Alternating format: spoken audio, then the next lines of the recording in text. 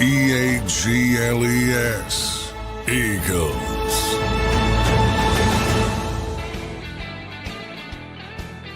Welcome in, everybody, to a Monday morning edition of Birds 365, a victory Monday here on JAKIB Sports. We've had quite a few of them. The Eagles win again, everybody. 31-25 is your final score, and the Eagles move to 4-0 to start the 2025 campaign. Welcome into Birds 365. Don't forget to hit the like button this morning.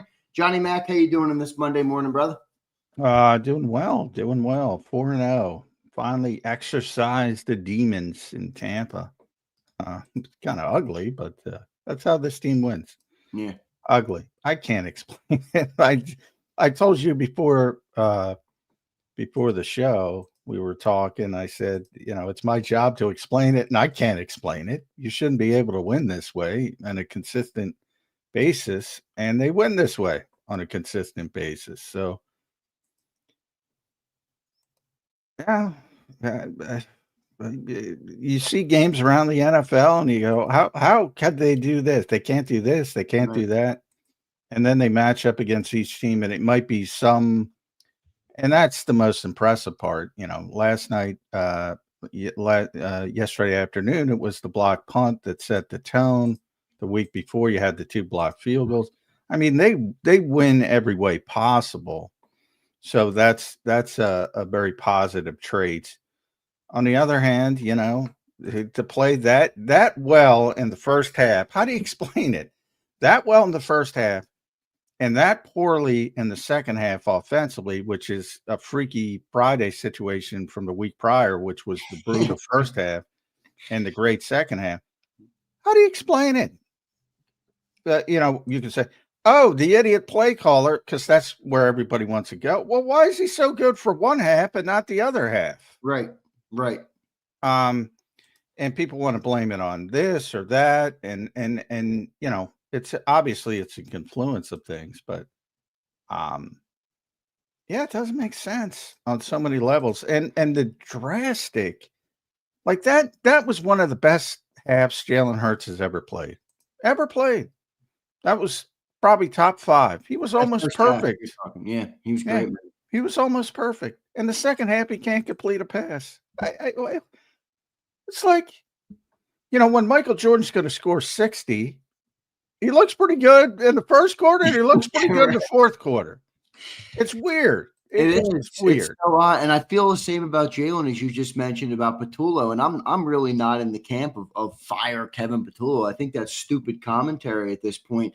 But, I hear some people who think it's on Jalen Hurts, and I kind of have the same response, John. Then why do I watch him play so good in the first half? How do I watch him play so good in the second half? Is it just he's not a consistent player, or is it their approach that changes the way everybody produces, both on the sideline and on the field? I don't know. It's a tough thing to gauge with this team. It really is. Well, it's two things, I should have gave more thought to, but after the game, you're just thinking about the game. But I should have given more thought to the hit Saquon took, where he was banged up and he was out there trying to get his knee loose.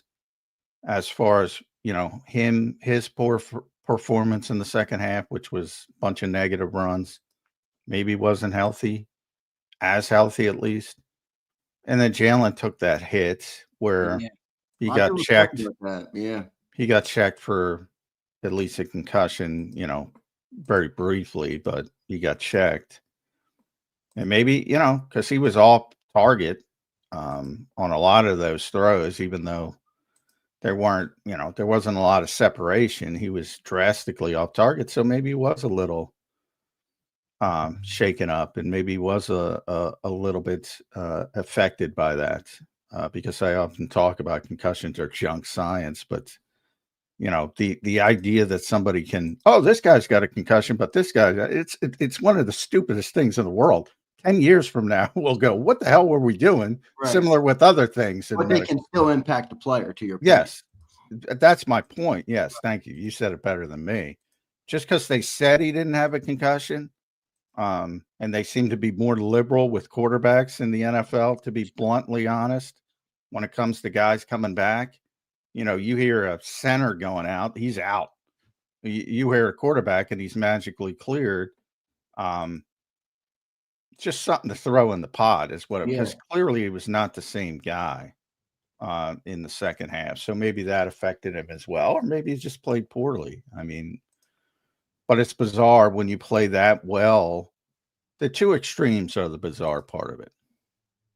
Extremely bizarre part of it, no doubt about it. John, we do have to talk also a little bit. We'll talk about the defense. We'll get into everything today. We'll have Jeff Kerr as well, and our usual Monday guest. I want to welcome and thank everybody for being here. All right, the good news is the Birds are 4-0. All right, everybody. So they just keep finding ways to win, and if you can think. By the way, can I interject? Yeah, absolutely. It has now gone officially today, 1 calendar year, because the Eagles lost in Tampa on September 29th last year, that Jalen Hurts has started and finished a game. They have not lost for 1 calendar year officially. That is incredible. I mean, it's incredible what this team is doing. So they're 4-0. That's the good news. And if it does feel like if this team can continue to build and put everything together at the right time, man, they're going to be a wicked good team. I tweeted out in the first half, when this team clicks on all cylinders like they did in that first half, offense, defense, special teams, they look damn near unbeatable. Now, it was a different tune in the second half, but at the end of the day, you know, you're still building and you're still trying to get to your best form. You don't have to do that in September, obviously. You want to play your best football late. But, Johnny Mac, we do have to talk a little bit about A.J. Brown. He got 9 targets in the game. A lot of them looked like bullshit targets to me. 3 of them were out of bounds. 3 of them were over his head. Not even I like the term bullshit targets. Well, they were. I mean, you know what I mean? Because I saw one dude who's like, you got 9 targets. Why is he crying? I'm like, dude, come on. You know they weren't 9 real targets for A.J. Brown. As you mentioned, Jalen was a little inaccurate in that second half. And then he takes to Twitter after the game, John, and he tweets out 2 tweets from A.J. Brown. One of them was, I love you with all my heart. I love you all with all my heart, or something of that tune. And then the other thing was a picture of a quote that he put up, which was, I believe it was a Bible verse, and I'll try and find it and read it exactly as it was a Bible verse. Yeah, and it says, if you're not welcomed, not listened to, quietly withdraw. Don't make a scene, shrug your shoulders, and be on your way. And that's what A.J. Brown tweets out. It's got 4 million views on his Twitter, which I'm sure he knew was going to happen. I don't really know what to make of this from A.J. Brown. He declined to speak after the game with Jeff McMullen. I don't know, John, let me come to you here. Your thoughts on this A.J. Brown, his tweets after the game, and just where we stand with him as a player. Mark 6:11 for all you Bible devotees, if you want to check it out. But I mean, I generally lean on AJ's side. I'm, generally team AJ, I like to say. Because I understand. I think he's a good teammate, captain. I think he does a lot of that. I've never seen a star receiver do as well with the dirty work as A.J. Brown. I think the diva stuff, I pushed back on that for years. I don't agree with it. But I'm going to, I don't think he should have done what he did yesterday for the simple reason, and I already heard 2 pretty high-profile people talking about, well, that's Kevin Patullo and Nick Sirianni. I don't think it is. But you open up that kind of speculation by doing that. And, AJ usually talks after the game. I wasn't there, so I can't speak to it. But, I don't agree with going to Twitter and not explaining yourself. Because you leave it open-ended. And then there's going to be that. So I think I know what he's doing, and I'm not going to talk about it, but I think I know what he's going to do. And the reason why is because I've talked to him off the record, and it's off the record. But you open up these different avenues for people to take that baton and run with it. And that's what they're going to do. Absolutely. So that's the part I disagree with the way he handled it, but I'm fully on board with the frustration, and I get it. Yes, me too. From that standpoint, in this offense, this is the first time where people say, "Is AJ going to be here? Are they going to trade AJ?" This is the first time, at least it slips into my mind that All right, he's just not happy anymore. I agree. Which again, I understand because he's too good of a player to be. I don't want to use the term wasted because they won a Super Bowl. They won 20 of 21. So it's a weird situation from that perspective. But from an individual standpoint, he's being wasted. I guess I'll describe it like that. He is. He's absolutely being wasted. And I'll say this about AJ Brown. I know it's not the best thing in the world to go to Twitter like he did. I understand all those things, but also think about the quote real quick, Zander. Think about the quote, right? Which is, I consider that. Excuse me, that's he tweeted out too. I'm looking at the other one. If you're not welcome, not listened to, quietly withdraw, don't make a scene, shrug your shoulders and be on your way. So think about that quote and think about those 4 million views he saw. By doing what you did, AJ, you did not quietly withdraw. You did the exact opposite. In our world, social media, it's exploded to the point where you're shouting it from the rooftops. Right. With no context, and people are going to take it any way they want to take it. So anyway, you're right. You're right about that. But this would be my one problem. You know, I see a lot of people talking about AJ's this selfish diva wide receiver. Now that's not true. We shouldn't listen to him because he's a receiver who just wants stats. And you know, I think back on the 4 years that AJ Brown has been a Philadelphia Eagle, and I think in many ways he's epitomized what you want in a teammate that is a star receiver. Star receivers come with a certain persona, a certain, thing that you have to live with. It's just how star receivers become star receivers. He's been a team player every step of the way. He steps out and blocks for Saquon Barkley on the outside. He does all these things for this team. And what seems to me that he's a great team player. And then quietly the last couple of weeks, he's made subtle comments. Oh, we got to do this. We're not on the same page. We got to communicate better. We got to try and get so that guy who has, in my opinion, been a great teammate for this team is telling us, hey, we have a problem on offense, and nobody wants to listen to him. So I feel like he feels like nobody's listening to him because they think he's a diva and he just wants the ball and doesn't care about winning, while he thinks there's a problem with the offense and this isn't going to be a team that's going to win late in the year. I happen to think he's right, and in a way, it's almost disrespectful to him the way they devise game plans without him. It is to me.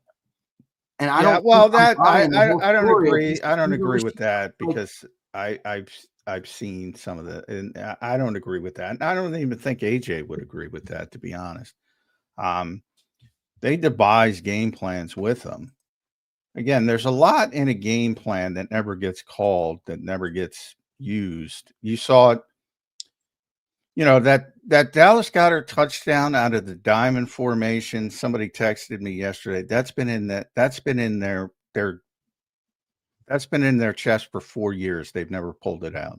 This is the first time they pulled it. That's been there every week for 4 years, and that's the first time they pulled it out.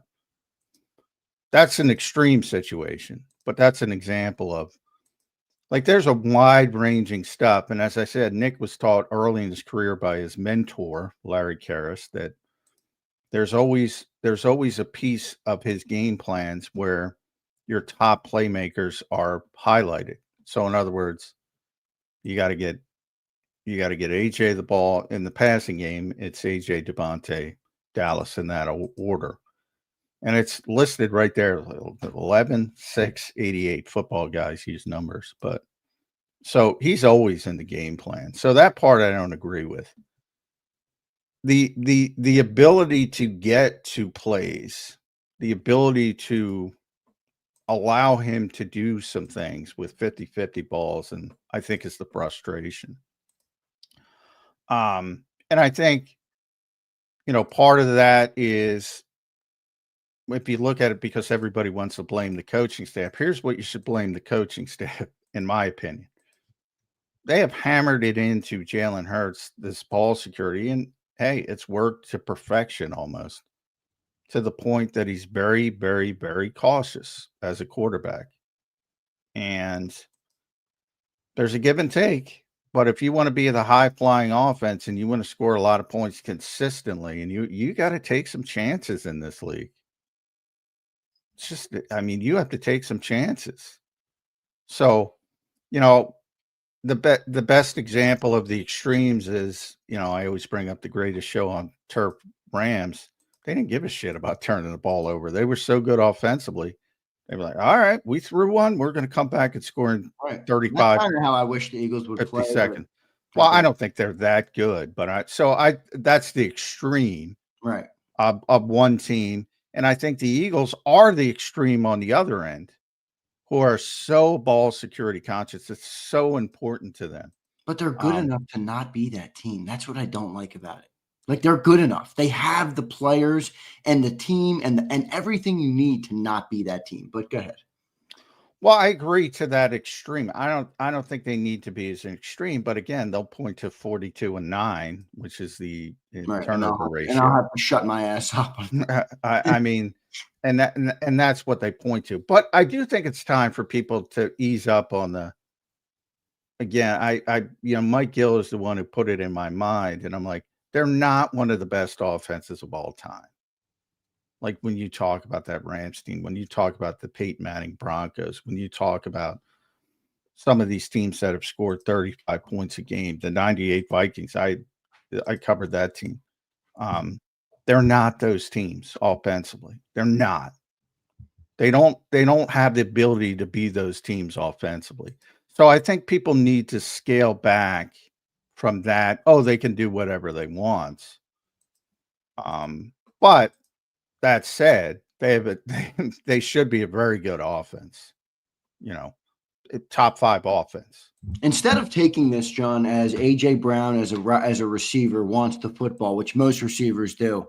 All receivers do. And they should, by the way. That's how they become a number one wide receiver. You don't want a receiver who doesn't want the football. And you don't get to the level of these guys without a healthy level of selfishness, which somebody pointed out to me last night. It was a great way to put it.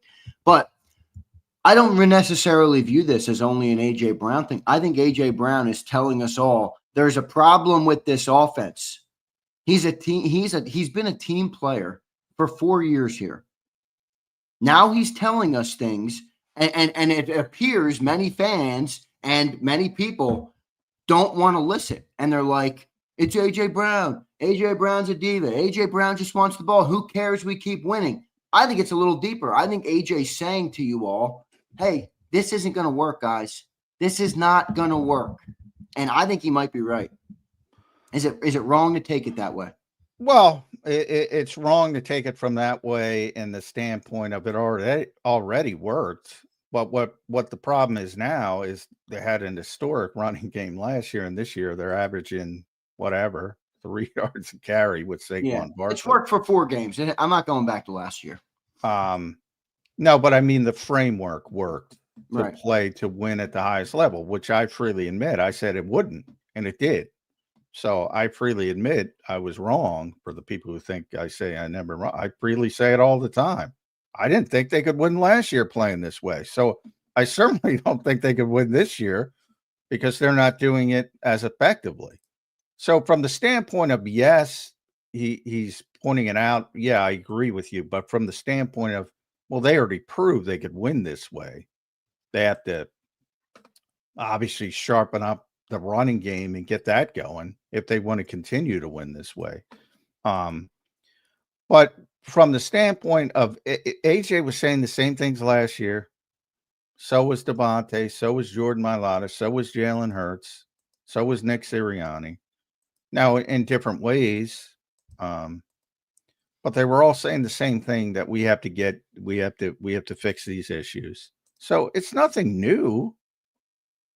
It's nothing new other than the production has dipped to dramatically poor levels. Yeah.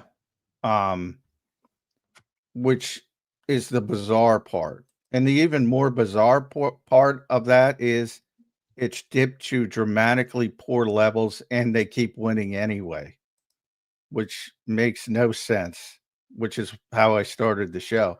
I'd love to explain to you how they're doing this, but it's not explainable. It isn't.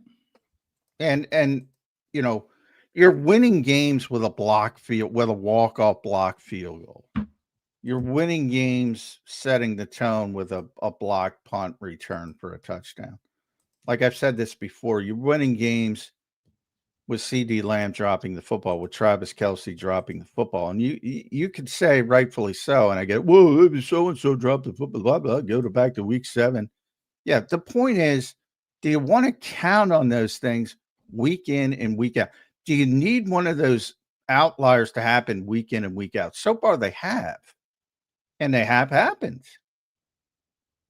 But if they didn't happen, a lot of these same fans would be jumping off roofs because they'd be 2-2 or whatever, and the sky would be falling. Chicken Little situations. So,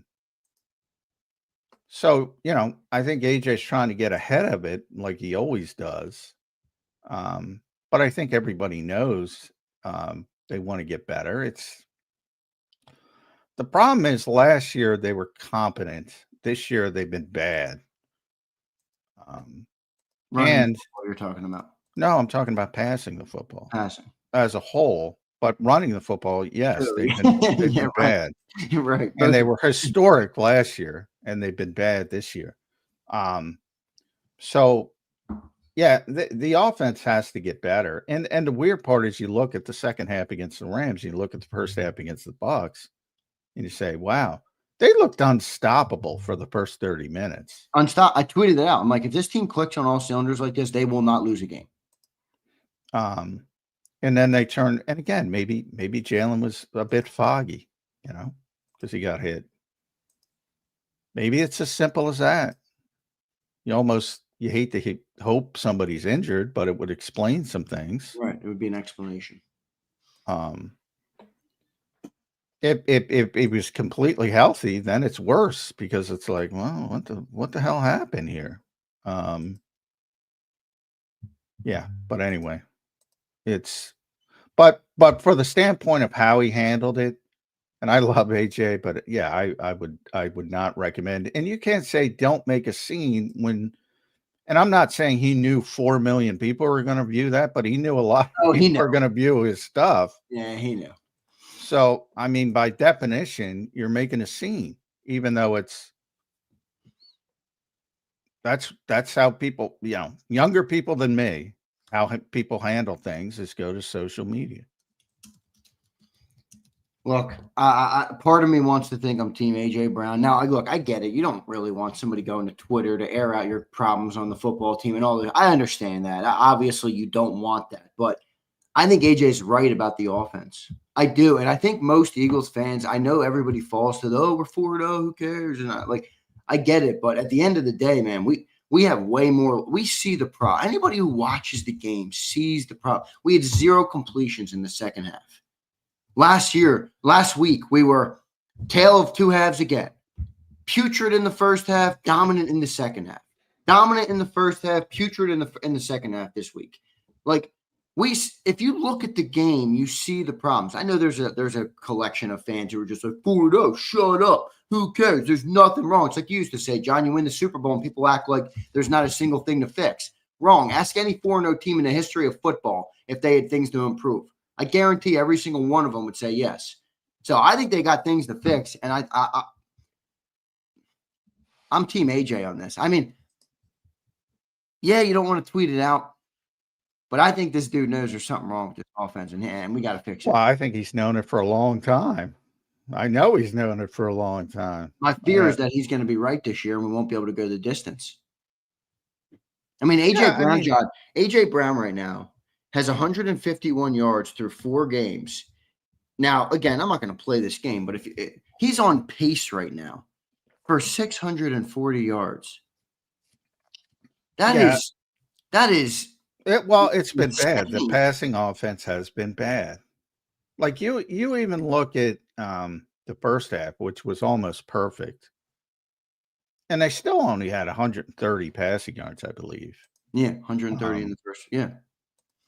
This is not a high-flying offense, to put it mildly. And, nor should it be, because that's not what they're shooting for. But there's got to be a better balance. There's got to be more There's got to be more explosiveness. But I have scaled back from that sort of thought process that this should be one of the best offenses of all time. Look, not even close. There's no evidence of that whatsoever, that they could put together that kind of production. They certainly have talent, in my opinion. What is pretty clear cut is they've been basically a top 10 offense for years. And that should be the goal. I'm not even saying top 5, but top 10 should be the goal. And it's still very early, and there will be a game. I don't know when. It's not going to be this week, I don't think, because Denver's pretty good defensively. But there will be a game where they light somebody up and everybody will be happy for a week and say, why can't you do this every week? There will be that game. I truly believe that. But it won't be consistent. And that's what they're shooting for, and that's what AJ is trying to get to. And maybe they're just not capable. Maybe that's the reality of the situation. Maybe they're just not capable. I don't buy that. I'm sorry, John. We got a couple super chats we're going to get to. We got Jeff Kerr coming up. Jeff, I see you in the room. We'll get to you in a second. I got to give some love to James Carver, though, John. Look at this. He sends a string of 4 super chats, 10, 20, 10, 20. So thank you, James. They're all one. So I'm going to try and read them all as quick as possible. James Carver, though, thank you for the support, man. We love you and we appreciate you. Good to have you back in the chat today. James Carver says this, first one. J-Mac, with all the criticism of the offense, and I get it, but biggest concern is injuries known and unconfirmed. We know Landon's hurting and Lane's effectively known with the last 2 games, 2 out of 4. But do you know if Cam's hurt? Because he's not only been slowed and slowing to make his moves all year, especially the second moves after setting the double, regardless of climbing or not, but also stretching his back during drives more each game. So I get conservative look if the line is really 2 fists at best as Steen settles. But what's with either or with inside or outside numbers passing? No slants this week or week 2, but full of them weeks 1 and 3. And then he says, also, AJ has to be injured because there's no 9s. I assume he means like a 9-yard hitch route. There's no 9 stops over the shoulders, back shoulders, slant speed outs, and bubbles. He doesn't seem to have the bump and go speed or doubles last couple games. Smitty's getting them. So let's start with this first point about the offensive line, because I do think he brings up a good point. I mean, if you look at it that way, you're looking at a 2/5 healthy offensive line. What do you know, and what's your response to that part of it, John? Well, number one, a 9 route is a go route. So, there's or a fly route, depending on, terminology. But AJ's healthy. They were just being cautious. He's been very emphatic about that. He's healthy. And you've seen him, the go routes, down the sideline, or Devontae in the middle of the field. But for Cam, I mean, yeah, he's coming off back surgery, so it's always a concern. And I did see him stretching. But people who have back problems stretch. And I thought he played well the first 2 games. The last 2 games were a bit of it. I do think, James, people don't pay attention to the opponents a lot of times. Yeah, like Vita Bay is a handful. Yeah, right. And the Rams might have the best defensive front in football. Yeah, you're trying to do a play, and the defense is trying to mess up your play. Yeah. Sometimes they win. So I do think people need to pay more attention to the circumstance of who's out there on the other team, and maybe that explains some of the issues. But yeah, I mean, anytime you go through back surgery, it could be a problem. And yeah, I think it's fair. One of you and Jeff's going to come in, and we could bring in Jeff in. Yeah, I got it. Yeah. One player, and I'm not going to say who, he just called this league soft. So, I mean, guys leave quicker today. I can't prove it, but injuries around. If you look at guys who aren't playing each week, it's unbelievable. Yeah, it is a lot. Let's go to Jeff Kerr. Jeff Kerr is going to join us right here on Birds 365 right now. You can follow him at Jeff Kerr CBS and read all his work at cbssports.com. Jeff, welcome to the show, brother. We have a super chat dedicated to you this morning. We'll get to that in a little bit. Oh, God. But a great week 4, so far in the NFL. How you doing this Monday morning, brother? Good. It's like I text John last night in our group chat. All of a sudden, the conversation with AJ Brown that Kratz and I had with him last week makes a lot more sense. Are you willing to share more about that conversation off the record? It's off the record. Gotcha. But here's part of the problem, and this is where I disagree with AJ a little bit. And typically, I'm Team AJ, but that by doing what he did, by putting on Twitter, I know where you're going here. Yeah, I agree. You open up speculation. Yep. And like you've talked to him, I've talked to him behind the scenes. Ed's talked to him. I think I know what he's saying, but we can't talk about it. So, I've already heard other people going in wrong directions. But I think that's, if you're going to approach it the way AJ approached it, I think that's what you invite.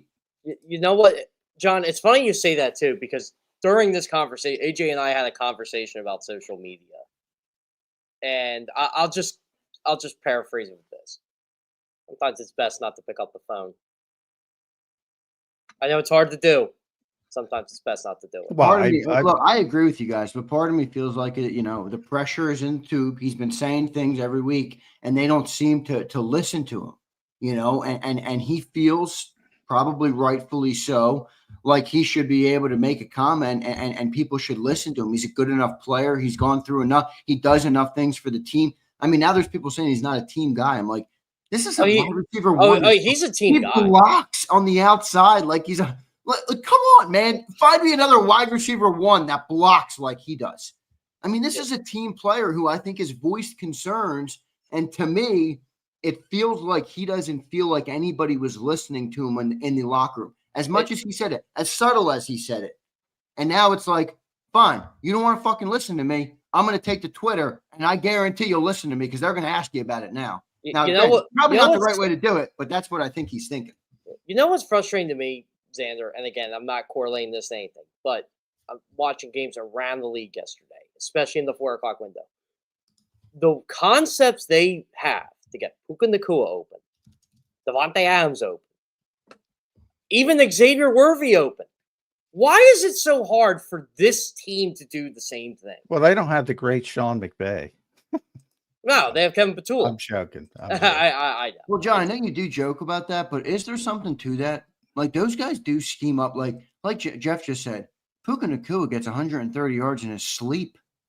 AJ Brown's got 50 yards through 4 games. Now, again, I'm not saying, John, I agree with you with McVay, where I don't think he's like great at all the other parts of being a head coach, but is there something to this offensive mastermind? Well, the best there is Ben Johnson. I think by far when it comes to scheming people open, and then probably I would go to Kyle Shanahan, but again, we'll see how they are. Kyle Shanahan, the deficiencies as a head coach. We'll see what Ben Johnson does. It's way too early, but there's a give and take to that. Like I said, Ben Johnson put his team in the worst position possible because he's so creative in the playoffs when he had a must-have-it drive, and he gave the football to Jameson Williams. He took the football out of Jared Goff's hands and put it in Jameson Williams to throw the football with the season on the line, and Jameson Williams threw an interception. There's a give and take to this. And Ben Johnson even chalked that up as saying it didn't work. And he not that he regretted giving the ball to Jameson Williams. He said it didn't work. And I'm like, oh, it could have worked if we went with something else. You got the most accurate cut. Yeah, there's sometimes you go too far. You got the most accurate quarterback in football in a must-have. Look, if you're up 40-7 and you want to show off your creativity, go do it. Have a ball. If your season's on the line, nothing against Jameson Williams. It's not his fault. By the way, John, this game did go under the radar yesterday. That Bears-Raiders game was pretty good. I didn't see much of it, but I did have Red Zone on. I saw a little bit of the highlights, but you can't get a feel if you're watching Red Zone. Yeah, I watched the second half because Chiefs-Ravens was a blowout. And, by the way, Colts probably should have beaten the Rams yesterday. They made so many mistakes. You got 2-2 open. Sean McVay, the great Sean McVay, got 2-2 Atwell open, or somebody broke the coverage. Yeah. 2-2 Atwell had the big. But I mean, Ben Johnson said, "You know what? I got Caleb Williams.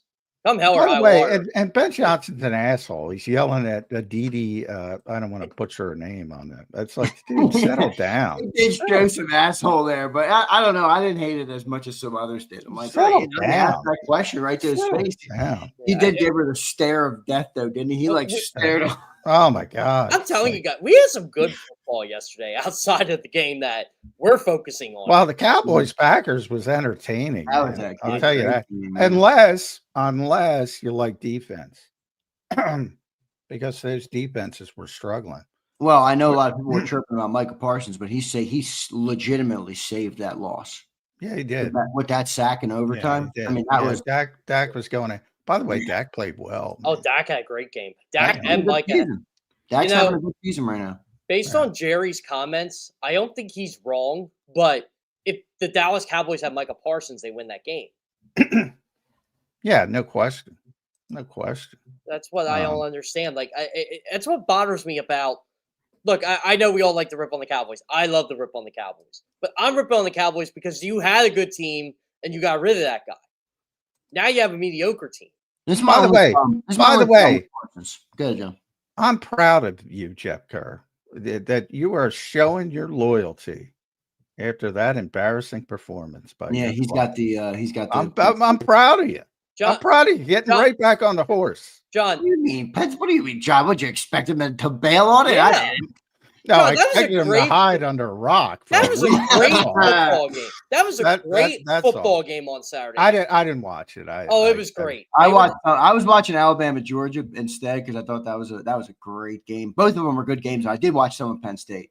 I heard they both ended at like the exact same time too. Yeah, well, I'm flipping on Penn State, and I'm like, they got 3 points going into the fourth quarter. Meanwhile, Alabama and Georgia are having a great battle, and I'm obviously a Bama guy, so I went with that. Wait, speaking, while we're on Penn State, I want to get the super chat for you, Jeff.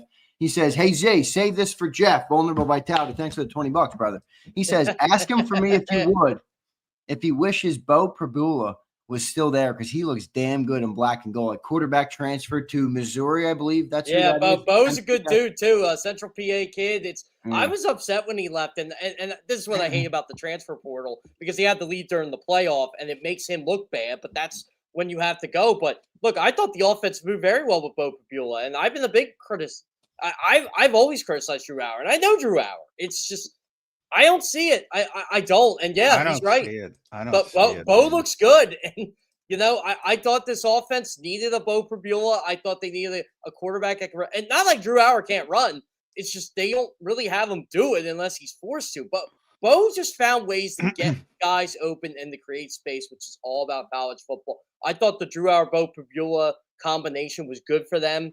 And I think now you're seeing what happens when you don't have Bo Prabula on this. Boy, if Drew Aller's taken in the top 10, I think, I think somebody's making a big. Yeah. I think that's a JJ McCarthy level mistake. And I like Drew a lot, but man, he comes up short. Yeah, a lot of big moments. Like I get it. It's easy to pin things on James Franklin.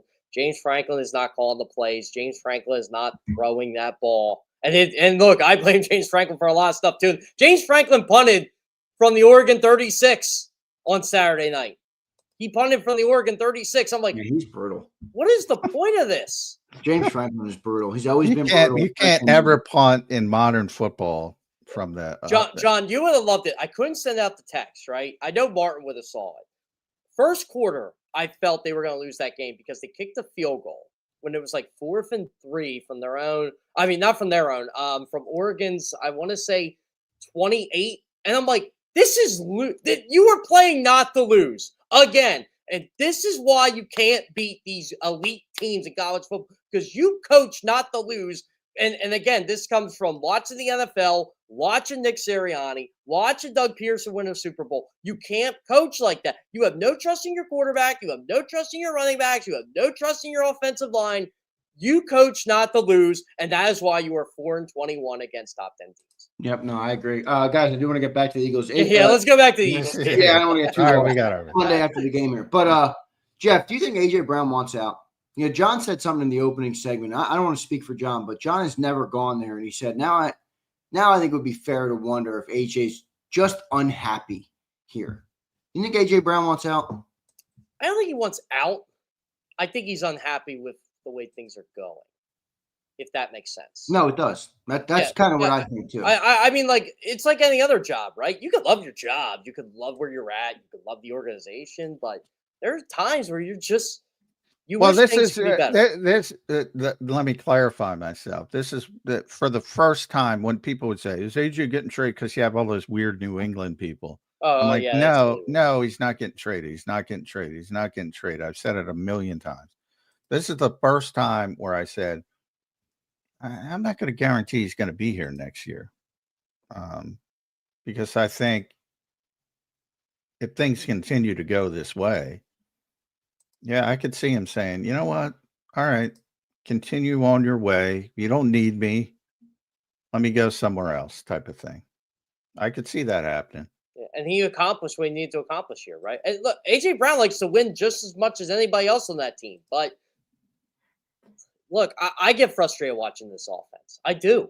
How could you not get frustrated watching? I mean, look, the quarterback didn't have a passing yard in the second half. He didn't have a completion, Jeff. I don't completion. By the way, I don't even care who wins the game, and I get frustrated. Like, I'm not even. That's how I am. It's like I'm just thinking to myself, every game this happens, this offense just goes dead, and it's not for like 2 possessions. This is like a half. By the way, Mike Gill chimed in with the same thing. I think Hurts had a concussion after that hit. He got up really slow. Yeah, I think it's conceivable he had a concussion, and he came up a little loopy. That's why he was so off in the second half. Because again, I said it before, Jeff. I think people think there's some magic test. Oh, this guy's got a concussion. This guy doesn't. They don't know shit, and they're putting people in, and they often do it with quarterbacks. They clear quarterbacks a lot easier than other guys who are getting tested for concussion. If it's a center, if it's Cam Jurgens, he's getting ruled out. Yep. Quarterbacks, they magically clear and they come back in. He did not look like the same guy in the second half. Maybe it's as simple as it could have been heat related too. Could have been heat related, could have been minor concussion, could have been a bunch of things, but it is strange. You know, if you think about it, I made the NBA comparison. If Michael Jordan's got it in the first half, like Jalen Hurts has got it in the first half, he's got it in the fourth quarter. You rarely see he was almost perfect for the first 30 minutes, and it was god awful. Those 4 quarters between last week and the first half this week, I'm like, this is the best he's ever played. 5 touchdowns and no picks. Yeah, 140 passer ring. I'm like, oh man, like if this team has figured it out, I don't know when they're going to lose. And then, and that was the thing. Now, there was a couple times that people were paying attention. They're like, I don't expect that to carry over. Yeah. But it kind of did in the first half. I'm saying the style of football. I said, don't expect it to carry over. Not the effectiveness. Yeah, they were very effective for 4 consecutive quarters. But the style, everybody knew it was going back to the same style. It's funny, like when you, and again, I'm not giving anything away with talking to AJ. It just did not seem like to me, just from decoding a lot of stuff on the record, they were going to go back to what they went before the second half. He wasn't the only one. Yeah, he wasn't the only one who said that, but yes. Yeah. Let me ask both of you guys a question here, because I just asked you if you guys think AJ Brown wants out. Both of you have clarified what your thoughts are on it. We also just saw Howie Roseman and the Eagles front office trade away C.J. Gardner-Johnson. Now, nowhere am I about to say A.J. Brown is close to C.J. Gardner-Johnson, but what I am saying is the Eagles have a certain threshold where if a player is too much of a disturbance or whatever, they don't like it. Do you think A.J. is getting close to a level where the team would say, is A.J. Brown worth it for this football? You know, I think John said it best. If you're not going to listen, I'm going to make you listen. And that's what he did yesterday. That's what I think he did. And the Eagles don't really like that. Yeah. That's what he said. Well, I don't like that comparison. I'll tell you why. I don't either because AJ, I'm not trying to say he's by the way, Zander, I'm trying to use a comp of like, if the Eagles, if you bother the Eagles or you create drama or you create unnecessary headlines, which AJ has done here, they're going to ship you off. I don't know. At what point do they think AJ might not be well, first of all, I think people need to understand the Eagles dumped CJ Gardner-Johnson. If they didn't trade him, they were going to cut him. Right. They dumped CJ Gardner-Johnson. They ain't cutting AJ Brown. There is, the old Jimmy Johnson quote I always bring up. I'll treat you all fairly. I'm not going to treat you all the same. Right. They're not just saying, oh, we've had it with AJ. He arguably is their best pure football player. We've been through that.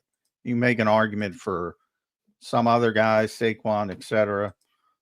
But there's very small lane. There's very small group on that list that could potentially be the best football player in Philadelphia. He's on that list. I think he's number one. I've been honest about it. I think he's number one. They're not just dumping him. I agree. I didn't mean to comp in that regard, but I got you. You're fine to clarify that. Yeah. So from that standpoint, I'm sure there's going to be conversations, and often there needs to be difficult conversations in situations like this. I don't think much is going to change, and that's why I think after this season, maybe this will be it. This is the first time I've thought that. Which would be a shame if that's the case. Would be, yes. Yeah, because I don't think they're changing. Yeah, I don't like the road this is going, and I get the Eagles' process works. It works. They haven't lost in a damn calendar year with the quarterback. Exactly. Yeah, they've won 20 of 21. But I even say this too: even when you're winning, you got to stop being so goddamn stubborn. Listen to your people, and you'll keep doing it. That's my take on AJ. AJ's trying to tell everybody, so this isn't right. We need to do better. We can be better than this. We should be better than this. And if we want to go and accomplish our goals, we're going to need to be better than this. This is where I will disagree with AJ. This team wins football games because they are not making the mistakes the other team is making. Baker Mayfield threw a pick in the end zone yesterday.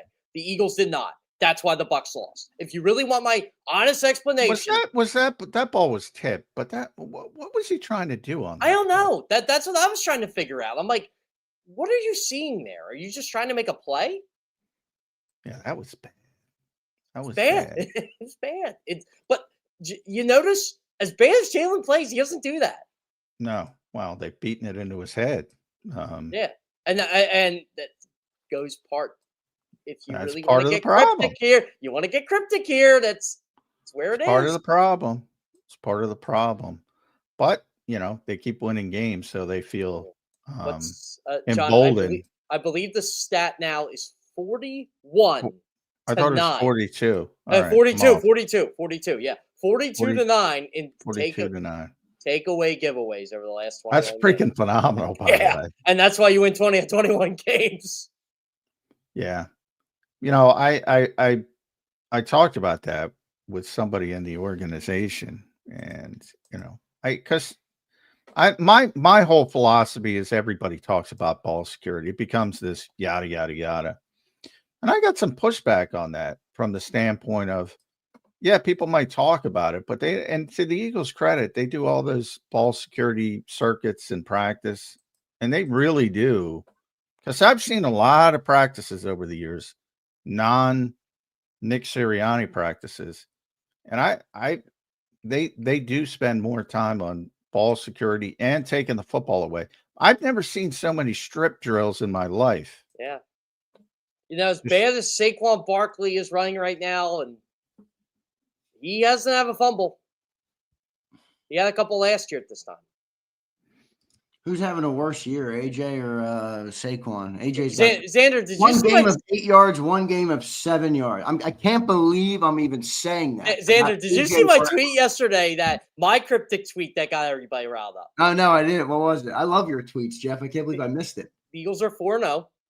Their quarterback's 23rd of 31 qualified quarterbacks in yards per attempt. Their running back is That's 40, it. I'm surprised he's that high. It gets even better. Their running back is 42nd out of 48 qualified running backs in yards per carry, 3.1.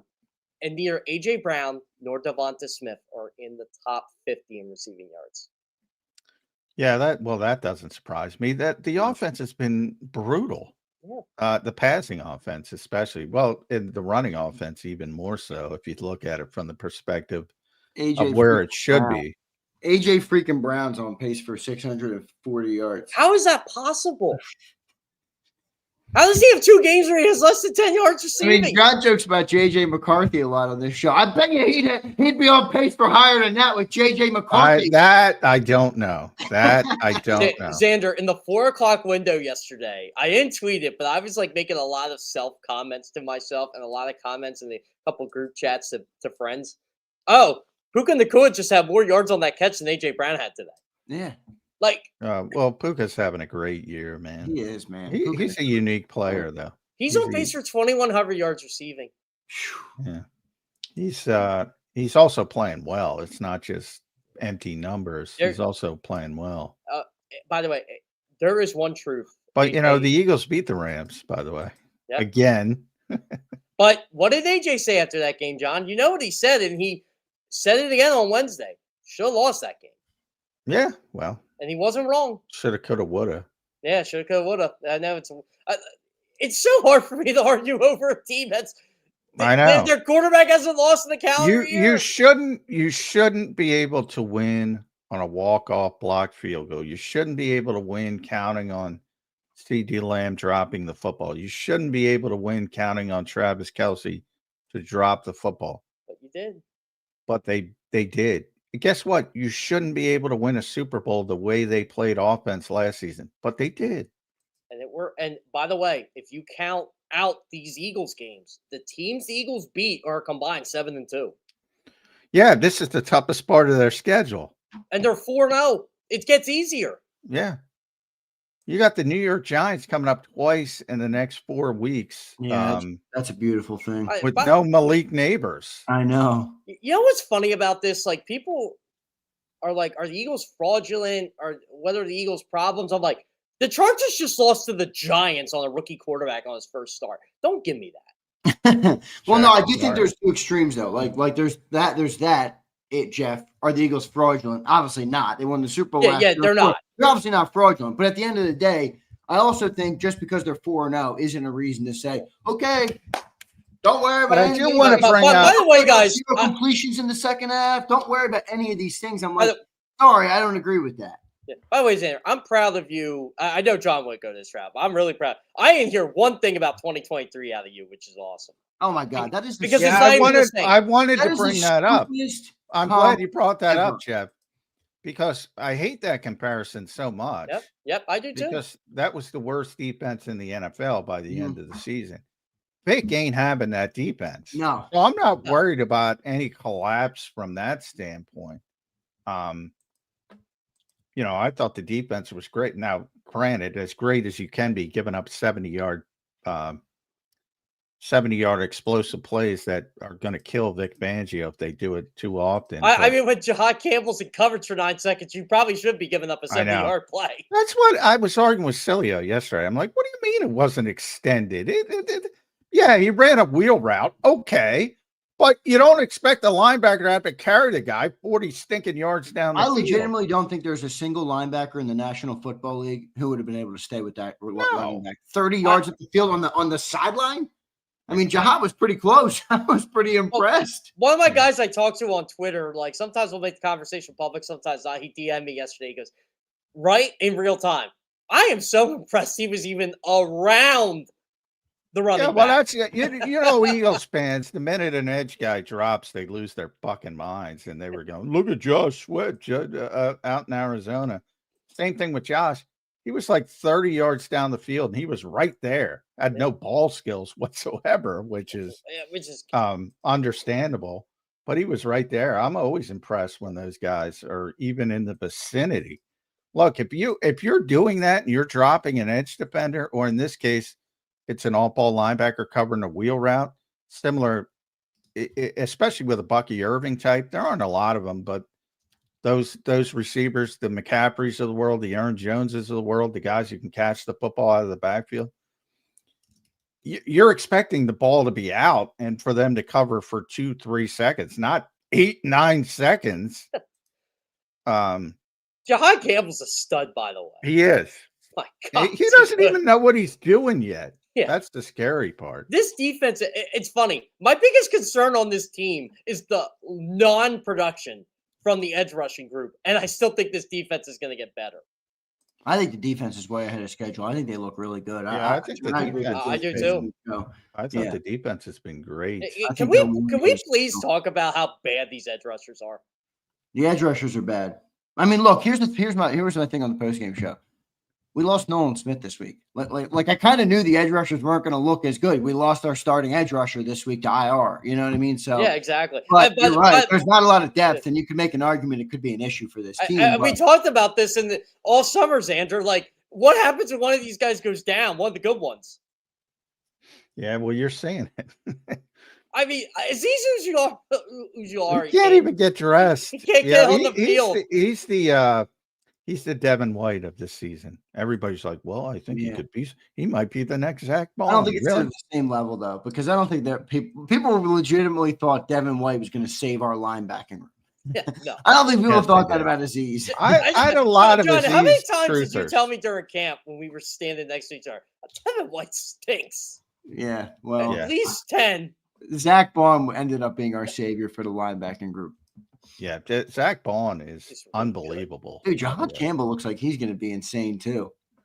Yeah, well, like I said, he's just an incredible athlete, and when he learns how to play the position, he's going to get better and better. But Zach Baum, man, I can't even express how good and consistent that guy is. I feel week in and week out. I feel bad for him, but he's going to play a role this year. Kobe Dean's close.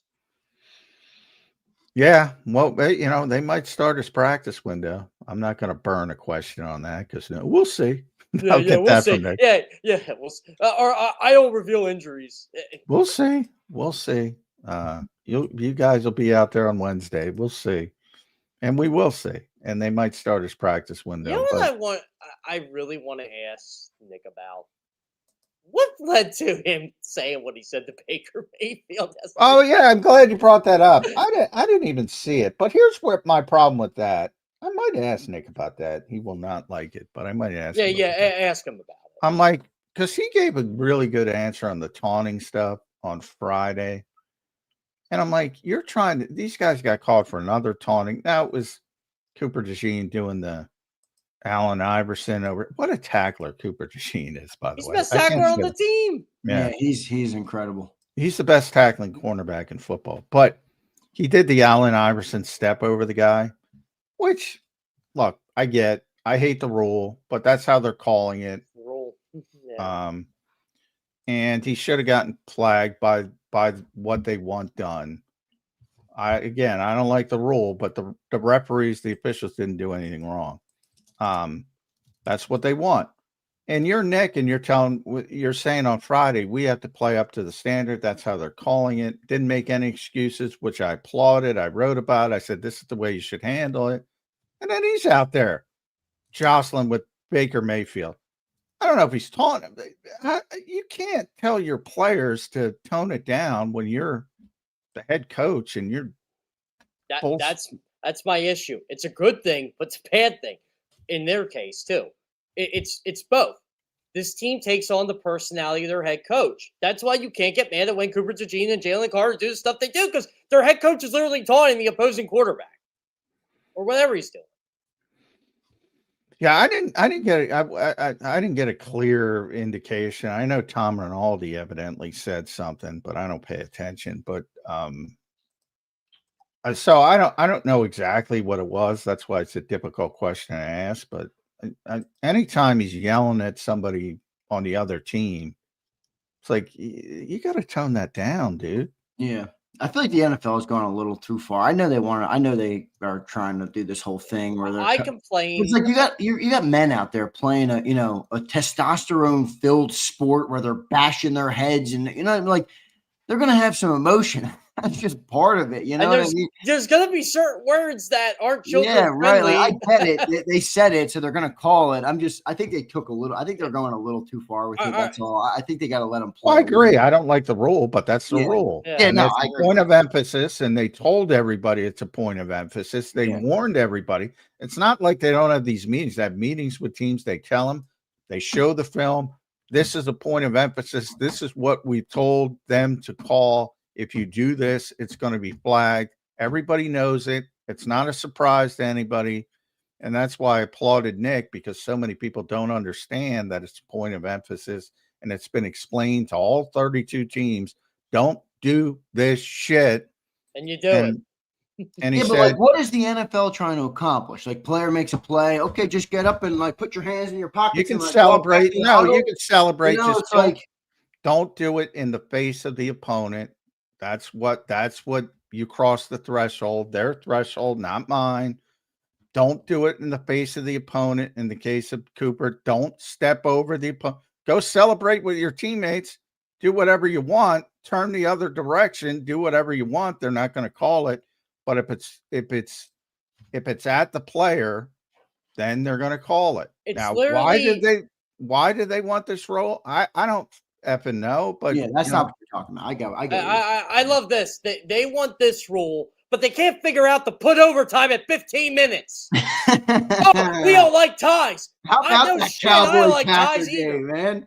That thing ended 40-40. I gotta admit, I was entertained. That's for sure. I don't get it. I was arguing with people last night. They're like, "Well, the NBA has 5-minute overtimes. They have 12-minute quarter. The NBA hasn't played to a tie." It's a different league. You can't It's compare so the stupid. NBA. Here's what I like about it. Go back to sudden death. Who gives a shit? Yep. If 15 people complain on Twitter. Guess what? I found their loophole to this overtime rule where both teams get possession. You know what it is? It's the loophole of stupidity. No, but go ahead. You can hold the ball for 9 minutes and 59 seconds, kick the field goal, and the game is over. Oh yeah, you can have that long drive. Stupid. Everybody. This league, I'm telling you, they worry about the dumbest shit. They really opened the Pandora's box, and they had different rules for the regular season, the postseason. Nobody even knows the rules anymore. It's so over legislated. Yeah, don't even get me started on that. All because Josh Allen deserves to get. Nobody deserves shit. The Bills had I still can't get over this. They had the Chiefs dead. 13 seconds left, and they let that quarterback beat them. Win the game in regulation. Sean McDermott, get the ball. Everybody deserves the ball. No one deserves the ball. That dude, Sean McDermott. It's a shame that Josh Allen's career has been strapped to that guy. And you know what? Sean McDermott's a damn good coach too. I don't like him. Not my favorite, Jeff. Sorry, I do not. I love him. He's an Andy Reid disciple. I think he's a good coach because I think but when you screw up, like what bothers me is the whole, Sander. He won the He didn't win the Super Bowl. Quarterbacks, like it's Josh Allen's fault that the freaking head coach bumbled 13 seconds. What does that have to do? Now maybe he doesn't win the Super Bowl. Go on to win the Super. Whatever. But the point is, then at the end of the Super Bowl, Josh Allen didn't win a Super. He did everything human. He was freaking Superman. I know. Somebody brought that up, John, yesterday about Harbaugh. I guess the Ravens were trailing big, and he still opted to like punt the ball with he did. On the other side. I'm like, Harbaugh. I almost lost it yesterday. Right? I'm taking advice from a couple Eagles players here on this. So I tweeted about, you're going to really see how bad this Ravens team is without Lamar, right? And someone goes, "Oh, they're 1-3 with him." Lamar can't win a Super Bowl. Well, this is what I almost responded, and I did, but I will say it on here. Lamar Jackson had 9 touchdowns and 0 interceptions the first 3 games. How is that his fault? The defense sucks. The defense sucks. Yeah, no, Period. I hear you. I hear you. They By got a the lot. way, They got a lot of how issues how there. can that defense suck? By the way, I that know all that those players doesn't make that sense. Mike McDonald, that loss, man. Anthony Campanelli is another one too. He's not there. What's a He's bigger in anomaly? Jacksonville. What's a bigger anomaly? The Eagles' offense not being able to get AJ Brown more than 647 yard pace, or the Ravens Hear defense this. sucking with all those Explain players. the Jaguars to me, Xander. They don't know what to do with Travis Hunter. They can't get Brian Thomas open. That was a brutal pick. I knew it at the time. Yeah, But Jacksonville's playing well, man. They're No, playing I know. Well, great. that's where I'm going with. Also, how about Robert Saleh roasting Liam Cohen? What that was? Oh, that was awesome. I know, but it was like, dude, every team in the modern NFL does that. If I'm not mistaken, every team has quality control guys that are looking at stuff like that. You're saying they're legally stealing signs. How about they're just looking for your tendencies and using it against you? I don't know. Am I wrong? Is that? Yeah, but I didn't have a problem. He said he made it clearly legally. Yeah, he complimented them. He essentially to say complimented stealing signs, does insinuate, especially with the history of that word in sports, stealing signs, stealing things. I thought, but, yeah, but football guys know the difference. By saying what he said, I thought he was complimenting him and saying what a great operation he has. But you know how this works, John. Anything you can get to get motivation. Well, that's true. And that's where I think, and one of the Jags talked about that. Anything you can, I think it was Trevor Lawrence. Anything you can use, which I'm fine with too. But yeah, I asked somebody in the Eagles organization about that when Saleh said it. Now they claim they didn't hear the comments, but they heard it. That shit goes on all the time. I mean, yeah, and teams know it, and you have to deal with it. And it's mainly with those Rams guys. It's really McVay, O'Connell, that tree. Those are the guys who do it. And O'Connell's like quality control guy, went to Jacksonville. So that's who he was talking about. Grant Udinski. And he was in charge of that shit. He's the offensive coordinator now. Yeah. And big jump, by the way. And he's doing a good job. But yeah, everybody does it, and they're just really good at it. So they sort of know, like, your defensive backfield signals. If you're not paying attention and you're lazy and you're not changing them up, they know. These are little things in the game that. Right. Can I just say how excited I am when Colts and Jaguars play each other now, because it seems like they're going to be the two in that division. Yeah, that seems a little bit. That division has been such a bore for such a long time. Now it's pretty good. My Trayvon Walker dreams are dissipating very quickly the more Jacksonville wins football games. I've been like kind of a disbeliever in the Colts all year, and I'm here sitting today. They should be 4-0. Yeah, no doubt. All right, Jeff, I got now a couple questions here that I think we got to get back into this here. What's your concern level then on the Eagles offense right now? Because they are 4-0. They are 20 of the last 21. They are 18 straight with Jalen Hurts. They haven't lost in a calendar year with Jalen, as John pointed out. All those things are great, and I agree that they can't be overlooked. But your star receiver also has issues, clearly. What's your concern level with the offense? I'm concerned they can't. Look, Jordan Malaz said it yesterday. They're one block away, and I agree with him because I talked to him about this. They are one block. 1 to 10. Put it on a scale of 1 to 10. 7. Ooh, high. Okay. Yeah, I just don't like how things are going. I don't like how it's not meshing. You're not getting your guys open. You can't get the pass game to set up the run game. They're loading A in the box. The Eagles are still – they see the third most 8-man boxes, 8-man fronts in the league. And they can't seem to adjust. And they run inside zone into it every By the way, you know what I noticed yesterday? God. I think I noticed yesterday that on the second watch of the game, and it's only the TV thing, which you can't see, but I think a lot of people thought, well, Jalen wasn't handling the blitz in the second half well. I thought he did okay against the blitz. Todd Bowles, well, he was great in the first half. Todd Bowles didn't blitz in the second half. No, he didn't. He didn't blitz. And when he did, when it looked like he was blitzing, he was dropping somebody. So it's sort of like when people think Vic is blitzing, often he's not. It just looks like it because it might be Zach Bond coming, and then Josh Uche drops out. So it's not really a blitz by his definition. Todd Bowles was doing a lot of that. So that was his adjustment during the game. That's what I love about football, by the way. You're getting killed 24-6. You just ditch what worked. Yeah. You go to something else and say, you know what? What do we got to lose? We are going to get killed or we're going to get back in it. I love when coaches do that. Yeah. So I thought that was interesting. And I thought a lot of people misidentified that.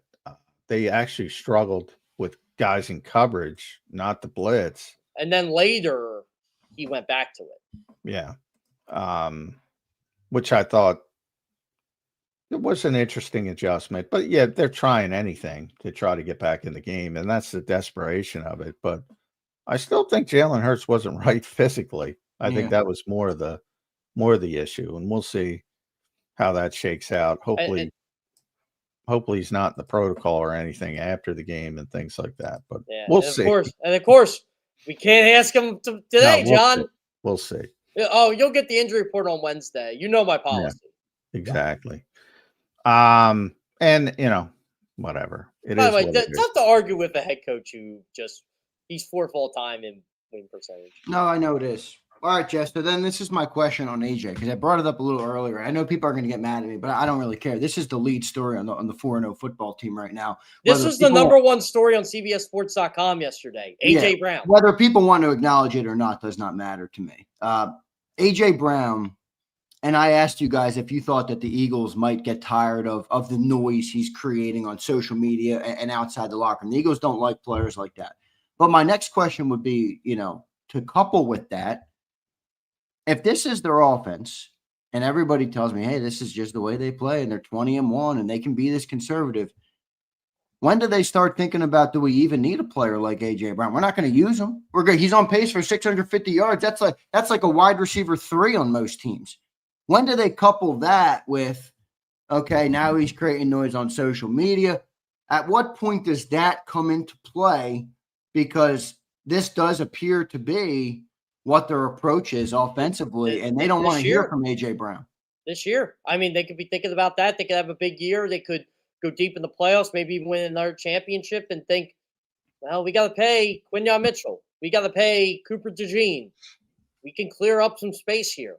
We can draft younger players. They could think about it now.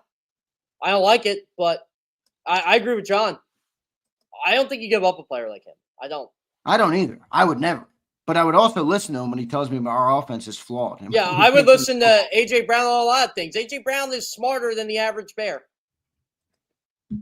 I agree. All right, since you brought up Quinyon, I want to bring up Quinyon from this perspective, Jeff. Phenomenal game. Oh, he was great. He also could have been called for PI 4 times by my count. The Eagles perfected the whole tugging yesterday. My thought, and I had this discussion with Slay. You remember the Jefferson game when Slay shut down Jefferson? Yeah. They allowed him to be, and he admitted they allowed him to be very, very physical in a particular. And sometimes you get an officiating crew that's calling things tightly, and what looks like a great game turns into a horrible game because you get flagged 3 times. How concerned are you? Like, you can't be that obvious. Yeah, you can't.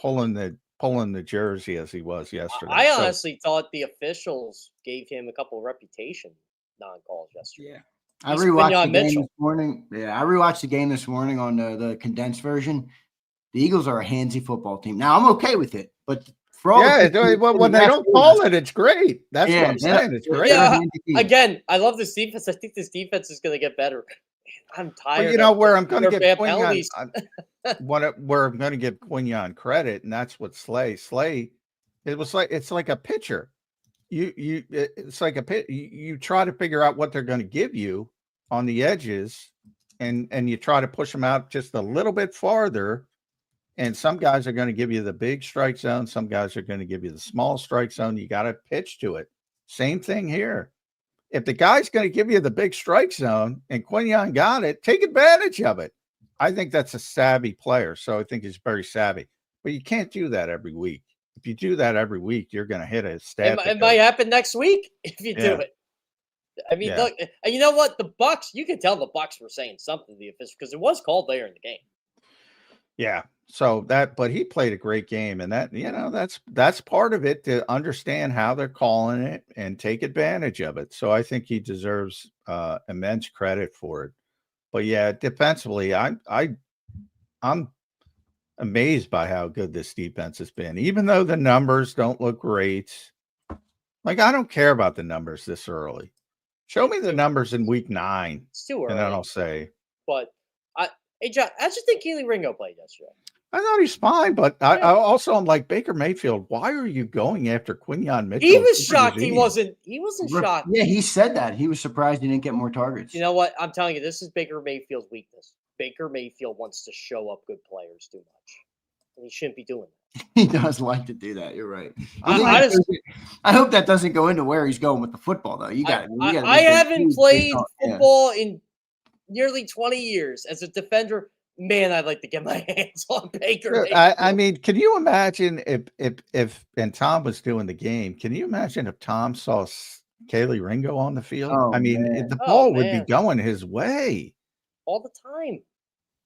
Yeah, I don't get You guys it. think Now, Tom Brady's a good? I guess you guys don't really care, but do you guys think he's good on broadcast? He's not as good as Romo. well, I mean, I've heard the clips of Tom explaining things in a wider platform, whether it's the cowherd clip or there's another clip. He's phenomenal when he does that. Yeah. I don't pay much attention to the games, to be honest. Tom Brady I do would think be better Tony in the booth. I mean, not the booth. If Tom Brady was on the pregame show, I would love him so much more. the early Tony Romo's the best color commentator ever, from the perspective of he's telling you exactly what play they're running before it, and he got in trouble. Jeff, I believe that's the case. I do too. He did get in trouble. Yeah, he's got in trouble for a couple things he's done over the years. He literally, what I saw him do a whole drive, correctly predicting everything the offense was doing. It was amazing. Because it was a hurry up situation. You're doing things on the field. He was predicting exactly where they would go with the football just by the look. It was pretty impressive. So I don't pay that much attention to announcers or color commentators, but I do know nobody has explained quarterbacking as well as Tom Brady and other platforms where he gets more time to explain it. So we'll get Romo this week, by the way. I was told last week it's going to be Nance, Romo, and Tracy for that game. Big game. Bo Nix stinks to high heaven, but big game. Big game. Denver Broncos coming in. Yeah, like defense. Yeah, quick turnaround too. Sean Payton, another offensive genius against poor dummy Nick Sirianni. But all Nick does is win. Yeah, somehow Nick will beat him. That's my prediction. I'm making my prediction. You know what I love about Nick? John, I respect it, John. You're sticking with what you said. You're not picking against them until they lose, which I can appreciate. It was so funny, Zander. So when I had to make my pick this week for CBS, I'm digesting the game. I said, everything tells me the Eagles should not win, but I'm going to pick them to win anyway. And I picked 30-23. They won 31-23. So, by the way, I don't know. I don't think they've updated it yet, but so it's probably only through 3 weeks. 35 quarterbacks graded by PFF. Number 35, Bo Nix. He's been bad. He's worse than Tua. He's worse than JJ McCarthy. Where's Jalen? He's worse than Cam Ward. He's worse than Joe Flacco. He's worse than Jake Browning. 35th out of 35. Where is Jalen Hurts ranked? Jalen Hurts, again, I don't think this is updated, but he's in the middle, isn't he? Yeah, I think he's borderline top 10. He was 8th coming into week 4. I don't think he'll be 8th. He had a good first half. It depends. So pretty good. Number 1, I should take a bow on this. Sam Darnold. Yeah, I was going to say it's your boy, isn't it? I think he's the number 1 passing rated too, and overall offense. Sam Darnold's having a really good Dak year. Prescott, number 2, Matthew Stafford, Josh Allen, Daniel Jones, Indiana Jones, Justin Herbert, Jordan Love, Jalen Hurts. Just think about it. And the Eagles faced 2 of these guys already. Yeah. And he outplayed Stafford. I'm going to give the Seattle Seahawks a lot of flowers. They moved on from Geno Smith, which I was very happy about. I like how they took the chance on Darnold. I wasn't sure how he was going to do, but when they have Clint Kubiak, I'm like, okay, this might work. Well, I want to give Kevin O'Connell credit, but hey, asshole, you can't move on from the guy for JJ McCarthy. Can't do it. You can't listen to outside voices.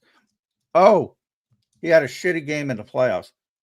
Well, he got sieged because your offensive line stinks. By the way, John, don't you love what the Seahawks did with their process? Okay, we like Abraham Lucas. We like there were a couple of, but they signed some guys on the offensive line and said, you know what, we're gonna make sure this guy is protected, and we trust our playmakers to make plays, and it's working. Jackson Smith-Njigba is a stud. Yeah, he is. He's a really good player. Another I tell you, when you get a high volume thrower like AJ would like to play with Sam. John, I'm such a jerk when I play fantasy football, right? So I have a dynasty league, and everybody, and like we keep everybody. Everybody goes, Kerr, all you do is draft Ohio State receivers. I'm like, you see what they do? Stop giving them to me. Draft Emeka Ibuka higher. Yeah, Ibuka's beast, man. Yeah, I got Jackson Smith-Njigba in the second round. All right, Jeff, I got one final question before we let you run here. We got some stuff to do here. And it comes from our boy in the chat, Born. He says, what's our number one priority to fix? Feeding AJ or getting Saquon going? They both coexist. They're both the same thing. I would say getting Saquon going because that's how they want to play. Exactly. That's how you got to get the pass going to get him going. I agree with that too, Jeff. I think that's one of the issues with the running game. They're stacking the box. You just saw the stat. They're playing more stacked box against the Eagles than anybody in the league. And we keep running inside zone into them because we can't pass the ball for 2 of the last 4 halves of football. You know what's hilarious, Xander? I can't even say that Saquon has diminished a bit from the 2,000-yard year. And I keep trying to tell people this. They ran the kid's legs off last year. But I don't know because they got 8-man boxes all the time. Saquon Barkley doesn't have a 20-yard run this season. By the way, just real quick on the Seahawks. Did you see that viral clip of Anthony Bradford? Of course. Their offensive coach. Oh, my God. Oh, my God. I feel bad for the guy. It is. I'm going to retweet it. I don't know who did it first, but anyway, it was a brutal takedown on TikTok, but people should check it out. I just retweeted it. But I've never seen, to the point that the Eagles' offensive line is struggling, and they are by their own standard. Look at the rest of the league. There are some brutal. That's why the Eagles are 4-0. No, what?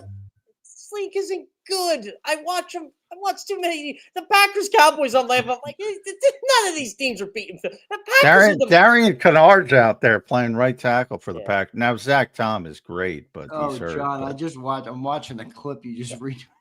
It's unbelievable. It's unbelievable. This is my thought. He's their starting right guard. Oh, man. This is my honest thought on the Green Bay Packers. If Jalen Hurts was their quarterback, they'd be 4-0. Oh, yeah. No doubt about it. I'm tired of hearing about Jordan Love. Now, Romeo Doubs wouldn't be happy. He's happy with his 3 touchdowns in the 40-40 tie. But, it is what it is. And it all depends on the coaching as well, because I don't think Matt LaFleur, you know what? I don't think they'd be undefeated because I don't think Matt LaFleur would build an offense around Jalen Hurts. No, he wouldn't. He couldn't. It's just not his game. That's part of the problem. I thought Jordan Love played solid last night. John, well, everybody looked good on offense. Yeah, that's true. John, if Sean McVay didn't get a Super Bowl, we've been having a much different conversation about this tree. Now, people love Sean. Sean's a good coach. Don't get me wrong. People get me wrong. He's just overrated because he's rated so highly.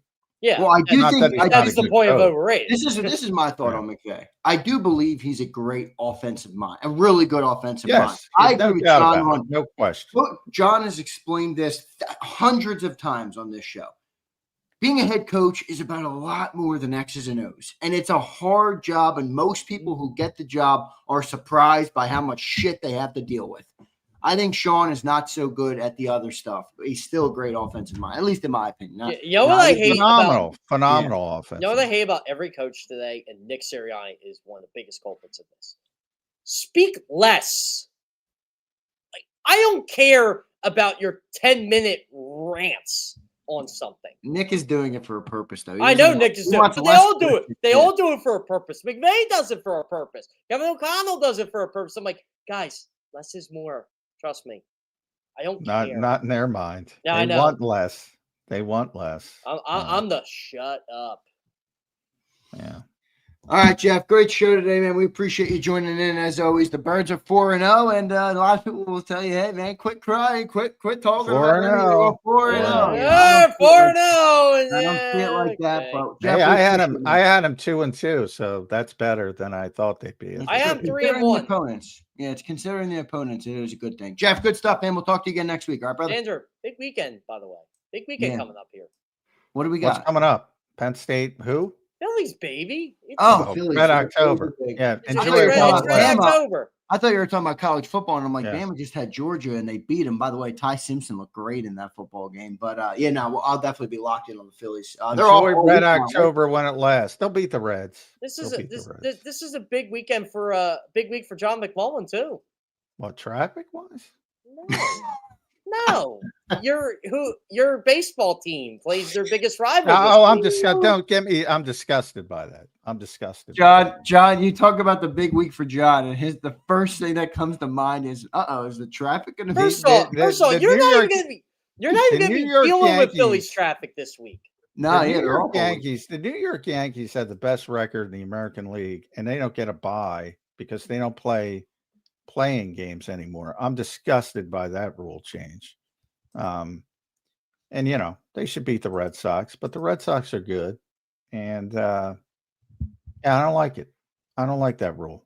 Yeah, me neither. Now, the Blue Jays beat them in the season series, so they deserve it under the rules, but I don't like that rule. You should have one game for the division crown. The bye means too much. You shouldn't just give it to somebody. And I know what Major League Baseball's thinking. Well, then they got to turn around and play the next day. Well, then they have to turn around and play the next day. They do it all the time. Exactly. It's baseball. You play every day. Yeah, right. Yeah. All right, Jeff. Thank you, brother. We appreciate it, man. We'll talk to you next week. Sounds great. Thanks, guys. All right, there's Jeff Kerr joining us right here. Follow him at Jeff Kerr, CBS. Read all his work at cbssports.com. Good stuff from Jeff Kerr today, John. We got tons of super chats. We're going to get to all of them right now. I do think this, again, 4-0 football team, considering the opponents, it is obviously a great thing that we're 4-0, but I will not be the guy who sits here and just says, 4-0, zero problems exist. No way. Every 4-0 team in the history of football would tell you they got things to fix, and I think the Eagles have some things to fix. We'll talk about them all week long. Appreciate everybody for being here today. We got a lot of super chats. Hit that like button. Let's go to our man, Ultra Man. What's up, Ultra? Appreciate you, brother. He says, hi, John and Zander. Is it me, or is this offense the same regardless of the offense? Yeah. It's the exact same. Thank you, Ultra Man. I've only been saying that for 4 years. And if so, is Nick really orchestrating the offense and not calling plays? Thanks, guys. Good question. Yes, Nick is. Yes. It's his offense. He's in charge of the game plan. Now he gives a former wide receiver and a former wide receivers coach has one of the worst offenses when it comes to receiver play. I don't get it. Yeah, actually Nick is really big on, little technique things that make him really good at coaching receivers. But yeah, I mean, like I always say, that he built the offense around the quarterback, and that's what you're supposed to do. That's the definition of good coaching. I talked about this on the post-game show yesterday. You're not supposed to build an offense and say plug guys in. You're supposed to, because your talent's going to change every year. And that's how we sold Jeffrey Lurie, because of what Indianapolis went through. Andrew Luck, Jacoby Brissett, Phillip Rivers. Different quarterback every year, different offense every year. You build the offense around what you have. The quarterback has been here since Nick Sirianni's been here. 2021, they mirror each other. They had the early struggles in 2021. He morphed it about week 7, week 8. And they turned into this incarnation. Not that things don't change, they change, but the basic framework remains the same. Like the RPOs, a lot of people, where have the RPOs gone? Where have the RPRs gone? Well, I asked, and you know what the answer is? the officials. They had too much success. So you saw it last night in Green Bay, Dallas, illegal man downfield. I saw it in another game, illegal man downfield. It's not like college where they let you wander and don't do anything. Yeah. If you get past that yard, they're going to throw that flag. Yeah, that was an RPO in that Green Bay call. And it's all about timing. And if you're off a little bit, you're getting backed up 5 yards. And the Eagles made a decision. You know what? There's too much of that. They're calling it too tight. We can't do it as much. They still do it, but they don't do it as much. And that's one of the big reasons. So there's little tweaks along the way, and they've gotten better. And they Jalen does much more in the offense, certainly, than he did in 2021. So there's been evolution. But the basic framework of the offense has been built around Jalen Hurts, and that it is very similar every year, no matter the coordinator. And that's not by design. That's not by design, is what I'm trying to say. And they deserve a lot of credit. If you're going to play the LA Rams style of football, the Sean McVay style of football, you probably don't want Jalen Hurts. No, you don't. But go ahead. You can finish. If you're going to play the Philadelphia Eagles style of football, he's perfect, as evidenced by he hasn't lost a damn game in a calendar year. Yeah, my only problem with that is the highs are so high and the lows are so low. Like, you do see him second half last week, first half this week, Super Bowl last year, like Pittsburgh last year. And again, I know I'm not asking him to do that consistently, but I know it's there. Like, some people act like it doesn't exist, where Jalen doesn't do those things. People say, I think it's fair to say. The reason. I'm like, well, I think Jalen is the reason they win so many games. I think he's the biggest reason. He's the quarterback. Obviously, he's the biggest reason. But I was more talking about people say he's the reason the passing game is what it is. Well, he's partially the reason, certainly, that the passing game isn't what he is, because he's a different style of quarterback. He is. So what it's fair to say is he's not going to be consistently the type of thrower that insert the top names are that, throw the football consistently. He's not that. I think it's fair to say that. Does that mean he can't have games where he looks? No, he's got tremendous talent. He's already had games where he looks phenomenal, but it's probably not going to be consistent from week to week to week to week. Yep, I agree. Let's keep rolling here. Ultraman, thanks for the super chat, brother. He followed up and said, "What's up, Jeff? You came in after my super chat. Good stuff, Ultraman. Thank you, brother." Let's go to Philly to Chicago. He says, while criticisms are warranted, how many people had us 4-0 with these opponents? To J-Mac's point, look at the opponents. We're getting everyone's best. Yeah, I think everybody gets everybody's best on a week in and week out basis. I don't really. No, I do think the Super Bowl champs get a little bit more. I think that's fair to say. But yeah, I had them at 2-2, so I didn't think they'd go through this gauntlet. And you could argue maybe they shouldn't have. If this didn't happen, that didn't happen. But whatever, they found a way to win and persevere. But I do think there's something to teams get a little bit more up for the best team, and they're considered the best team. Yeah, that's true. Here's Zeal. He says Patullo is a great offensive coordinator. James. Yeah, well, I mean, I wish people would take inventory of themselves, because I don't know, Real Zeal. You probably said the same thing about Brian Johnson. You probably said the same thing early last year about Kellen Moore. You probably said the same thing at some point about Shane Steichen. You certainly said the same thing about Nick Sirianni. All of you have. I mean, I don't know what to say. I don't have I'm around these guys every day, basically. I've been around a lot of coaches and lucky enough to be around a lot of coaches. And I don't have the hubris to say I have the expertise to judge who is a great offensive coordinator, who is a bad offensive coordinator, other than results. And that's all you're judging. And results to me is based more on talent than anything else, as evidenced by some of the greatest coaches. And what I gauge coaches on is by what their peers think of them, So when I say somebody like Sean McVay is overrated, what I just mean that from the general public perception. Like, I think he's a great offensive mind. But it gets to a point where everybody had a cup of coffee with him, gets a head coaching interview. I Yeah. think that part of it's it's overstated a little bit. But from the standpoint to think you can judge who's an offensive coordinator, come on, man. Be honest with yourself. Guy knows a lot of offensive football. I've had a lot of discussions with him. Knows a hell of a lot more football than I know. So who am I to say he's not good? Well, I just don't get why it's such a massive fluctuation. Like it's one I don't expect them to play perfect football every half. But why do we have 2 games? Last 2 games, we've had 4 halves of football. In both of those games, you got like the most extreme version. You couldn't do anything in the first half last week, and then you have a dominant. I believe me, they're trying to. They don't like the lack of consistency either. Believe me, they're trying to fix it. But the boring answer is the boring answer, and Jalen Hurts is famed for the boring answer, and he gave you the boring answer. Execution.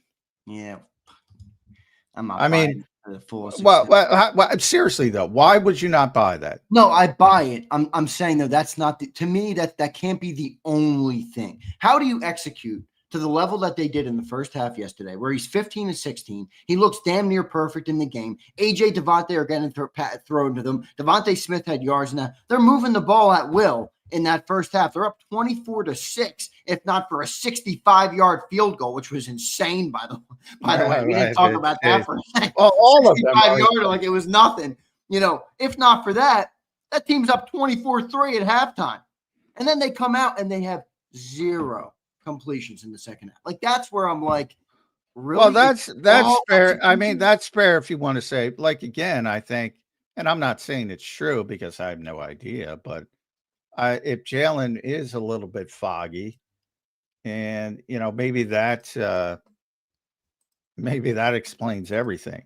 If not, at some point you just got to run a smoke screen or something and get something on the board. That part I agree with. And I hate running bubble screens, smoke screens, but you just want to get somebody feeling good and get them back on track. So that part I think is legitimate criticism, but I wasn't trying to say execution doesn't matter. I was just trying to say and that's why I bring up Jimmy Johnson a lot, because Celio's a big Jimmy Johnson guy, and they're friends, and he had one of the best offenses of all time, and it was a simple offense, and they just executed because they had better players. And that's what happens when the Eagles, when they have the talent they have and they execute like they did in the first half, they look unstoppable. And when they don't execute, they're not figuring out that Todd Bowles, all right, he shipped it, he's doing something else, and they're not doing what they're supposed to do. It looks shitty. I mean, it's boring, but that's the case. And it is an imperfect game, and nobody's perfect. But it shouldn't be those extremes. You shouldn't be able to play that well and then play that poorly. That I agree with. But by no means can you just, like, I mean, I don't know. If I think about, like, how is somebody with no access just pinpoint, oh, this guy's the problem?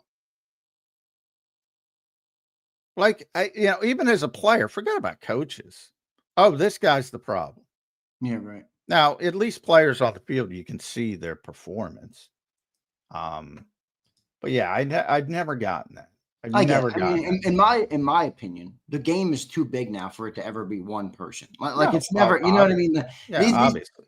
John, we were talking about this, me and Stillsman the other day, and I'm like, football has gotten crazy. Like in terms of, these are like Fortune 500 companies. These things are huge operations. It used to be, Jimmy Johnson, you bring him up. Yeah, he controlled everything about the Dallas Cowboys, the personnel, the team. That doesn't exist anymore. Oh my gosh, they're so much bigger. Well, look at the salad dust up with Liam Cohen. Think about that. Right. Anybody know that was going on? Anybody know that was going on? That Sean McVay and Kevin O'Connell and Liam Cohen and Grant Udisky, and they're deciphering everybody's secondary signals.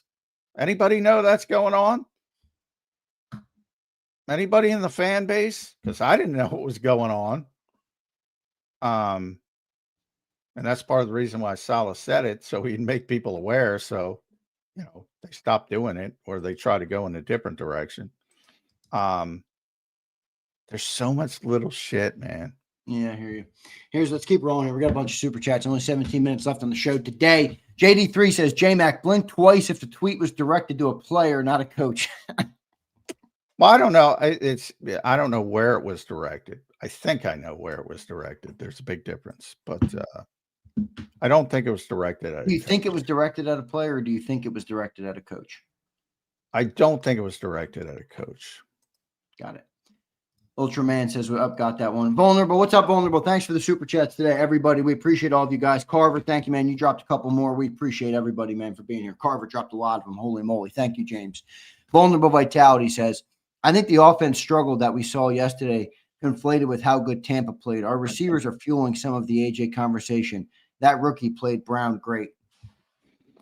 Yeah, Benjamin Morrison, boy, good player, man. John, probably would have been he got hurt in his last year at Notre Dame. He probably would have been a first round pick. Again, I don't understand these teams. Now, if somebody I don't care if you're not going to be ready right away. Yeah, he's got a chance to be a big time player. He did play well, because you think Jamal Dean goes down, you're like, oh, here we go, chopping at the bit a little bit, and all of a sudden he comes in. He probably played better. So yeah, I thought he did a really good job, and that's part of it. I think too many people don't look at the other team. So, same thing with Cam Jurgens and Vita Bea. No, I agree 100%. Here's James Carver. James says, admitted problem with the string supers and knew it prior, but was trying to say if the O-line is 2 fists full, then can you blame the lack of creativity and conservative play calling if the O-line doesn't give Hurts enough time to have developing routes? Time may fix all. So he's basically saying the offensive problems are boiling down to the offensive line potentially. Well, I mean, again, comparatively speaking to the Eagles standard, yes, they haven't, but compared to the rest of the league, they're still one of the top offensive lines. So I can't blame it all on that. I can't blame it all on that, other than they're not playing as high a level to one of the best offensive lines of all time, which was last year's group, literally of all time. The lack of creativity, I don't care. I don't care about creativity. If you have better players, when you have to be creative, and by creative, I mean the Ben Johnson stuff, you don't have to be creative when you have the better players. You have to be creative when you don't have the better players. And you got to create something out of nothing. With the Eagles, 9 times out of 10, they have more good players than you, and probably 10 times out of 10. So, run what you want to run and execute it. That's why I brought up the Hal Mummy conversation. What I loved about the XFL is they mic'd up coaches, and I think a lot of people don't understand. So Hal Mummy was the offensive coordinator of one of the Dallas teams, one of the Texas teams in one of those leagues. And they were running the ball effectively. And his play call was, again, do it again, do it again, do it again. This is well known in football. Again, I don't think fans understand that. They think it's this complicated process. It's most notable in the running game, obviously. But if you got something in the passing game and they're not covering it in the flat or something, and I've had this discussion with Shane Steichen. It was Green Bay one time. It's like the Eagles were really rolling on Green Bay in one game, and they wouldn't put somebody in the box. The Eagles were just gashing them running, and they wouldn't put an extra man in the box. And he said, all right, keep doing it. Right. Look, it's the most complicated of all the major sports from a coaching perspective by far, but it's not as complicated as people make it out to be. And the creativity part of it, other than getting excited by a flea flicker or double reverse or a double option from Ben Johnson. Really? Is that what you want? You want, again, I bring up Jameson Williams throwing the football in the biggest moment of your season? Because I don't. But when you're scoring 500 points, it looks good. James Carver again says AJ's staying and he's vindicated if this goes the way of 23. Well, it's not going that way, or even Chiefs in 24 with skimming wins. Chiefs in 24 is a better comp. The defense was the problem in 2023. Not that the offense, there were plenty of situations they could have done things better. The Seattle game. Part of the things they could have done better were to not turn the ball over. And the reason they were turning the ball over is because the defense was so exactly. The defense fell apart. This defense is not going to fall apart. Might not be as good as last year, but it's not going to fall apart. That's the difference between this year and 2023. The 2023 offense is the more concern, was better than this offense right now.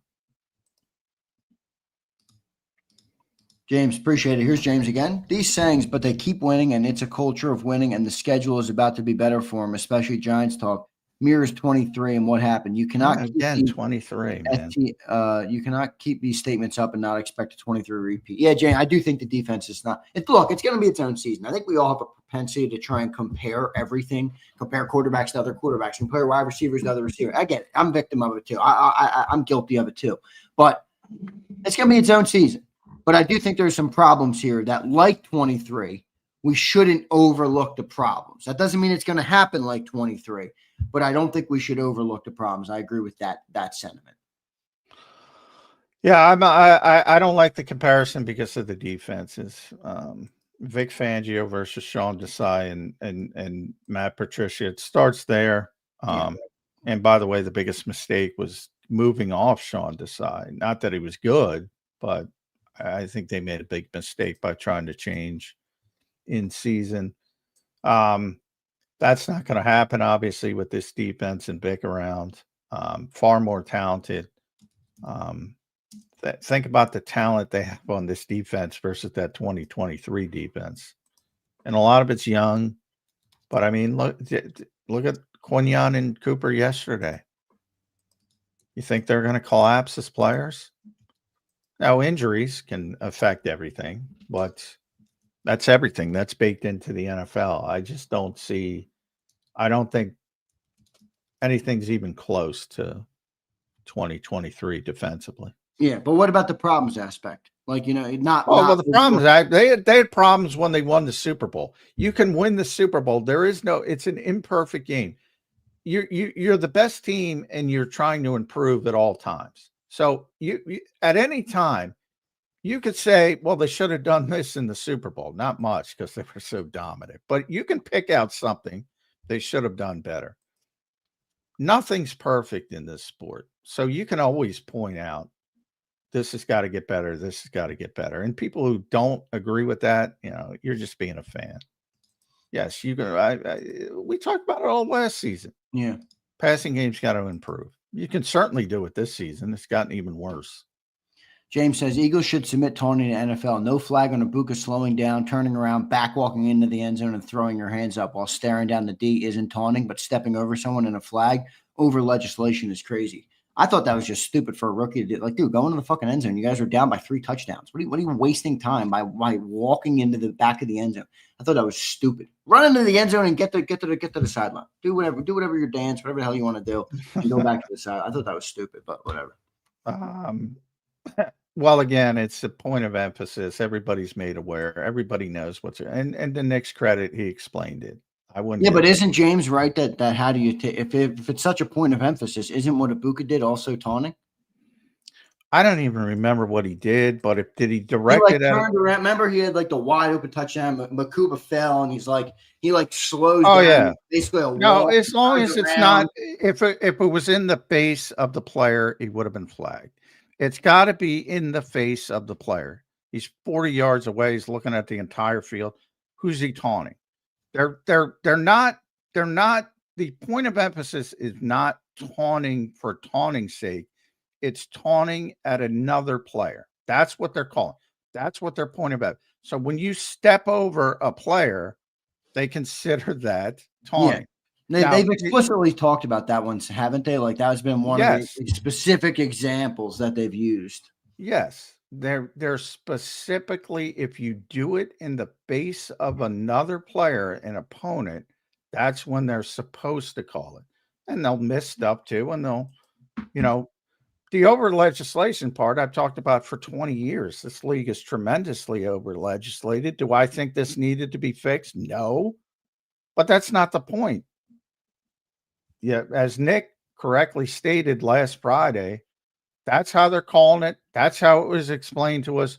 We have to play by the rules of the game. Yeah, right. In other words, don't get mad at the officials. Get mad at what they're being told to call it and the legislation of the game at large. It's not the individual calls. Exactly. So and that's how they're calling it. And you got to adjust to it. That's just the way it is. Last one here. Fleming says, please ask Jeff what position he played. My guess is a 140-pound nose tackle. I'm not going to trip Jeff Kerr when he's not here. Come on, Fleming. I guess you sent that one. No. When he was on. Good stuff. All right, John, we got about 5, 6, 7 minutes left on the show today.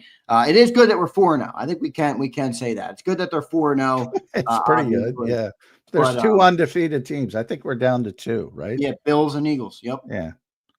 I mean, that's pretty good. There's 32 teams, so that's by definition, that's pretty good. So, I don't know. I mean, where are you on AJ then? I mean, AJ made those tweets. You said you thought. Like I said, this is the first time where I will openly consider that maybe he won't be here next year, because I don't think he's happy, and I don't blame him. I don't either. He's literally such a star receiver. He's the best receiver we've ever had in Philadelphia. Oh, by far. Yeah, by far. It's not even close. That's my problem with it. Like, I get it. You got to balance a receiver who's always going to want more yards with winning, but you also have to recognize that you have a player that's that good. He's going to help you win football games, or else why do you have him? And that's where I go. Well, if this is how they want to play offensively, and hey, you're right, 20 of 21, 18 straight, whole calendar year. Okay, great. Then why do you even have AJ Brown? I mean, Steve Spags was talking on a podcast, John. He said the number one player on that offense is not Saquon Barkley, is not Jalen. The number one guy you have to take away in that offense is A.J. Brown. Yeah, well, how long have I been saying that? Thanks, Spags. Yeah, he's the best player. He's the best player on the team. Again, best pure football player on the team. And this is a team with a lot of good football players, and he's the best one of them all. And most people in that locker room would say that,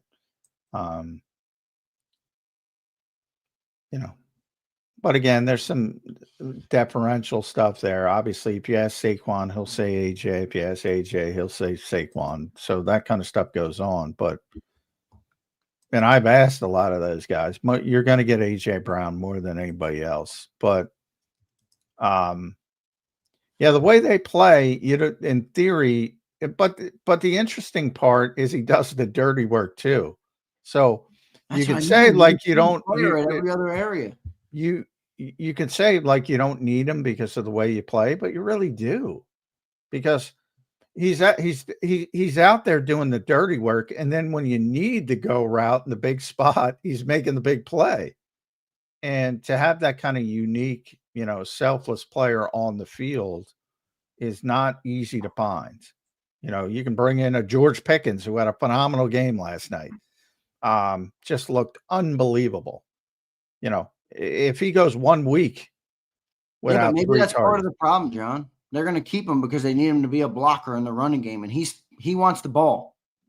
If he's going to be a blocker in the running game, I don't think it's unfair for him to say, hey, I should get the ball too. I mean, again, he's a team player at every level, at every moment. Well, I don't disagree. Usually, and now he tweets though, and everybody's like, "Oh, he's not a team player. He's a diva wide receiver." No, how about the wide receiver, the superstar wide receiver? Maybe he's right. Maybe he's telling us something that we can all see with our own eyes, but we don't want to admit it because the team is 4-0. Well, I'm surprised. I'm surprised. This is the worst fucking excuse right now on this Monday after the game. Well, we gave him 9 targets. Brandon, please go rewatch the 9 targets to A.J. Brown. 6 of them were uncatchable. They weren't even targets. 3 of them sailed out of bounds, Brandon. Watch the game. I'm only surprised you were saying the same stuff last year. I guess nobody listened, but most of the time this takes care of itself because they've been this way for years. Now it's gotten worse since Saquon got here, but this was a 1,500-yard receiver in 2022 in a run-first offense. Again, there's a big difference between Miles Sanders and Saquon Barkley. But run first nonetheless. He had 1,456 yards in 2023. Same thing, run first, but DeAndre Swift, not Saquon Barkley. Last year it was down to 1,079, but he also missed 4 games. So let's just say, whatever 1,079 is divided by 13, if he plays all 17 games, you're up at 1,400 yards. This usually takes care of itself. This year, but again, it's a small sample size. It's not taking care of itself.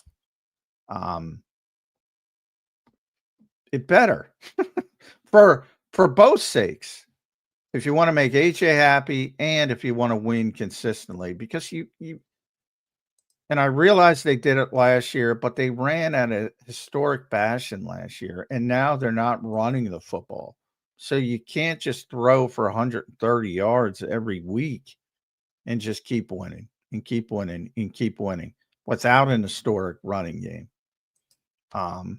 But eventually, I keep saying it, it hasn't happened yet. It'll take care of itself. But until it does, I get why people aren't assuming it's going to happen. But there will be a game where they score 40 points and Jalen throws for 280 yards, maybe even 300 yards, and everything will be copacetic for the week. But what I also said is it will not be consistent. We now have a large enough sample size to know it will not be consistent. Yeah, I agree. Unfortunately, I think they should get A.J. Brown the ball. I think he's right. And there's a bunch of people who are saying, oh, A.J. wasn't getting open. I'm like, that's because they were running the same routes over and over again into the same shell defense. I don't think AJ even believed he had a chance to have success because he knows what good defense, he knows what defenses are, and he knows what routes are and what routes to run in certain moments. Like if you rewatch that, it's like, oh man, I hope this team can figure it out. But AJ Brown's tweets. I mean, what that the concepts, the route thing. I mean, I mean, you got a corner, you got an out, you got a comeback, you got a flat pass, you got slant, you got screen, you got curl, you got dig, you got post. That's it. Fade. That's it. Like, what is everybody talking about? Well, don't you think? I mean, look, talent is big, but when you are in the NFL, and you always say this, you're going against other great players too. There does have to be some sort of, you do have to get some sort of advantage from a schematic approach. Do you agree with that or no? You can get advantage, but I think it's overblown. Like you can have an advantage, and to be honest, like again, Sean, I'll bring up Sean because I criticize him only because give you an advantage schematically. But yes, he does give you an advantage schematically, but he doesn't win 19 out of 20 games. Why? Because he's giving you an advantage 20 of 21. I'm downplaying. He's giving you an advantage pretty much every week. Maybe Kyle gets him on one particular week, but pretty much every week he gives you an advantage from that standpoint. And they're a very good team, and they've been a very good team, and they've made 2 Super Bowls, and they won Super Bowls. They've also had bad seasons. Does he become a bad coach? Does he become a bad schemer in those bad seasons? No. What's the difference? You're up against it from a talent perspective. And you can't out scheme a lack of talent. Like, Bill Belichick is the best football coach in the history of this game, in my opinion.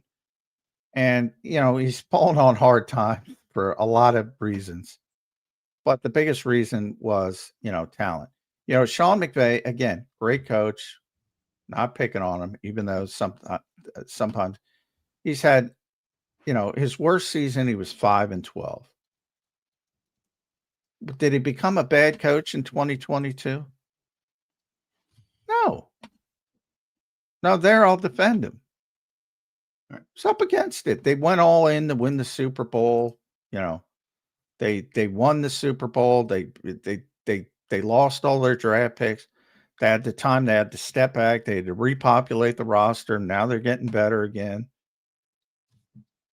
I mean, it's just and the route concepts, like, yes, the Eagles are pretty simplistic when you talk about route complex to certain guys. Again, Kyle Shanahan, Sean McVay, blah, blah, blah, Kevin O'Connell, blah, blah, blah. To certain guys, they're pretty simplistic. But they beat most of those coaches because why?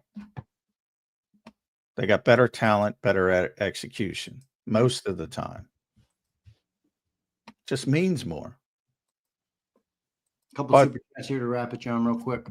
Good stuff. I hear what you're saying. James Carver says, J-Mac, it's like overlooking the fact even Johnny Wilson's blocking can't overcome AJ's contribution. He's much more than a receiver, and things will fix. He is. Oh, yeah. He's a superstar, as John said. And I brought up, I think the Johnny Wilson loss is bigger than people absolutely figured, especially when it comes to the run game. Yeah, to your credit, you said that the day we lost. Yeah. But the standpoint of him, just stepping in, if you say, well, we don't need a receiver. Yeah, that's not going to work. Yeah. I mean, AJ, and the fact that you found a player like that who's willing to do the dirty work and then still be engaged to make big plays when you need them. It's pretty special. Yeah. Another reason why special is special and why they were a special team last year. And maybe why they should reciprocate and show them a little bit of love. All right. Abe says, J-Mac, what would you do to fix this offense? Boy, that's a big question. Yeah. I mean, number one, I need to take the reins off Jalen Hurts a little bit. And that's going to be difficult to do at this point, to be honest. What do you mean take them off? I thought you said you don't like when coaches don't give quarterbacks the autonomy at the line of scrimmage. No, I said you should be striving for that. Every coach. So when you say take the reins off Jalen, what do you mean?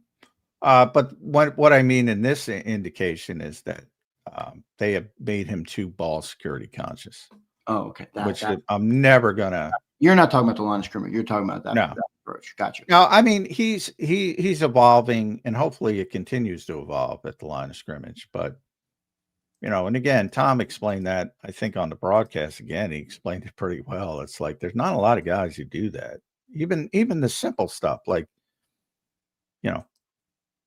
cannon plays. I think Tampa, you could hear it on the broadcast. They use can instead of kill. Some teams use kill.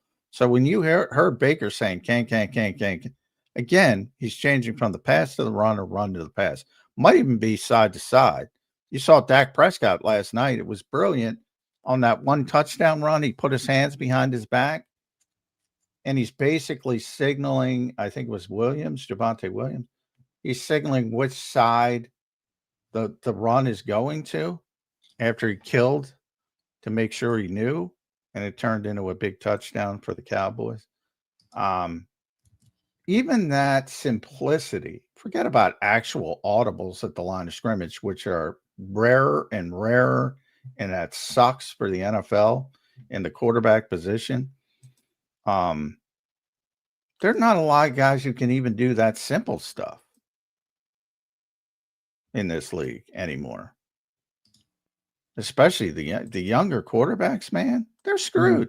That's why you say some of them play poorly, and you say, why can't this guy do that way? Well, he's not allowed to do that, and he's got to run. He might be sitting there knowing, gee, this play's blown up, but I got to run it because of the ego of the freaking guy calling the plays. It's a real problem in this league. Last one here. Kedron McCullough says, so if the same problem keeps happening with the offense, can we say it's Nick's offense that's the problem? Well, it is Nick's offense. So if you want to blame anybody, yeah. And Nick will say that, blame me first. It's his offense. There's no doubt about that. So if you have a problem with the offense, yeah, blame Nick. Kedron, appreciate it. Show Keely some damn respect. The typical peons in the chat won't understand greatness. We ain't good at cornerback too. And a little Brian Pumper humor to end the show today. Pump, we needed you today. Pump, they got the win. They got the win, Pump. Yeah. I agree, man. I think Keely was all right out there, Johnny, man. All right, John, we're way over time. Good stuff today, man. Your final thoughts here on this Monday edition. The Birds are 4-0. A lot of stuff to talk about in Eagle Land, as there always is, John McMullen. Yeah, I mean, it is tough. I get the frustration, but and that's part of it. I don't know how far people want to take this, but if they start to lose a game or two, maybe they start thinking about changing their philosophy. I don't see that coming because of the upcoming schedule.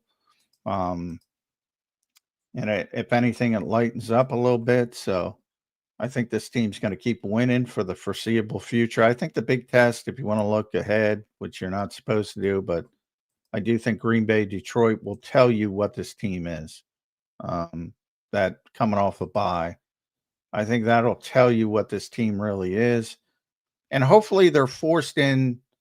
One of those two teams has a good offensive day, and then maybe you'll be seeing, all right, can they match up with a team that's scoring some points? Right now, I don't know if they could, but if you don't have to, it's not an issue. Johnny Mac, good stuff, man. Great show today. We will what's on the agenda? You talked to Nick today, right? On via Zoom, but you talked to him. Yeah, via Zoom, Nick today. So he'll probably answer 5 questions. Yeah, so he'll be able to filibuster even better today because he's Zoom. So I might have to get on Zoom right now to get in line to get a question in. Yeah, Nick today, coordinators tomorrow, so that'll be interesting. I can't wait to hear his politician answer on AJ Brown. Yeah, well, yeah, that's gonna be it's not gonna give you anything. Let's be kind. It's not gonna give you, but the question will be asked, no doubt about it. It will. Johnny Mac, great stuff, man. Appreciate it. And I'll catch you tomorrow on a Tuesday edition of Birds 365. All right. Thanks, all. All right. Thanks, brother. There's Johnny Mac, John McMullen joining us here on Birds 365. Great show today. A little bit overtime. Appreciate everybody for being here. Don't forget to hit that like button. We got a lot to talk about, and we will do that here on Zander Time. I'll take everybody's comments, and I'm going to give you some of my thoughts as well on the game. Obviously, I was able to do that on the show, but maybe I'm able to also do it on Zander Time. So, again, thanks everybody for being here. Let's talk a little bit about this 4-0 football team. I think the place we can start is, yes, they're 4-0. It's a beautiful thing. One of only 2 teams in the National Football League to be 4-0 right now. It's the Eagles and the Buffalo Bills. Hey, maybe a Super Bowl preview, potentially. So good stuff for the Birds. The fact that they start 4-0. The thing that I'm struggling with right now is the highs and the lows of this team are just way too much. And some people want to blame Patullo. Some people want to blame Nick. Some people want to blame Jalen Hurts. Some people want to blame AJ Brown. Whoever it is you want to blame, none of them explain the variance from half to half on why the team looks the way they do one half and why they look the way they do the other half.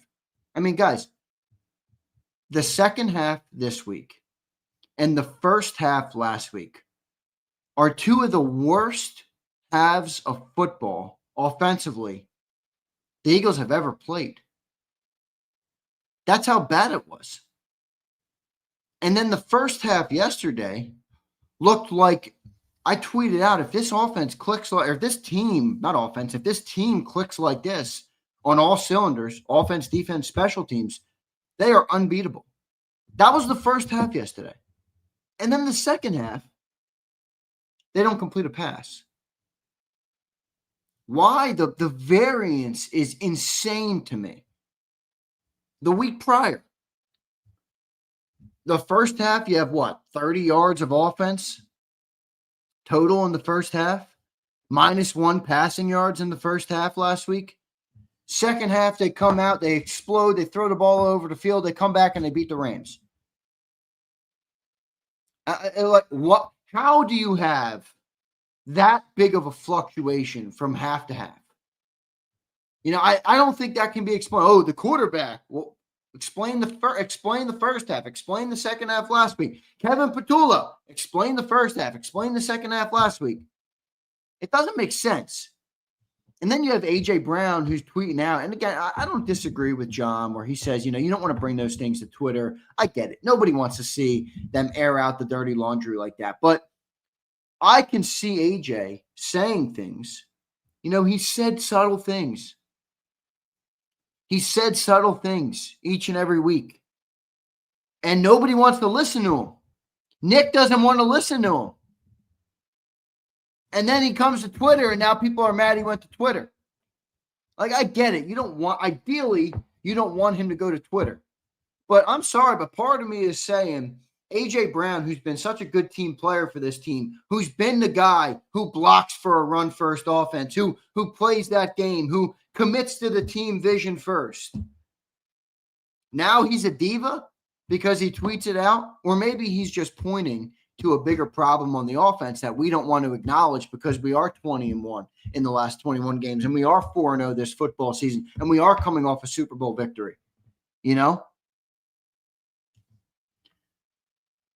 don't know. I mean, part of me is on Team AJ here. A big part of me is on Team AJ here. Where I don't think he's being heard. I think he's a smarter dude than people give him credit for. I think he knows offensive football. He knows defensive football. We had one guy in here today who's crying. It's some of the stupidest comments you'll ever see. Emrayes, it wasn't you, although you've had your fair share of stupid comments today too. Plenty of you guys have had some stupid comments today. But the one guy in here, I don't know what his name was, MVP, or maybe he's, I don't know, LVP for least valuable. Guy was a dumbass. He's in here tweeting, yeah, A.J. Brown, why don't you get open, A.J. Brown? I'm like, dude, A.J. Brown is smart enough to know the same bullshit routes they ran every single play against the same shell coverages and defense aren't going to work. They're not going to work. This is where, John is right that execution matters, but this is the NFL. You have to give your players, even your best players, a schematic advantage in the game to have success. Like John says all the time, you're playing versus another defense. You're playing versus other players who are great. If you don't give them any sort of advantage, you can't just rely on talent. You can't just say, we got A.J. Brown on the outside. Who gives a shit what he runs? Who gives a shit what the defense is playing? We don't need to do anything. He's A.J. Brown, right? He'll get open. He'll get the ball. Yeah, he'll get open.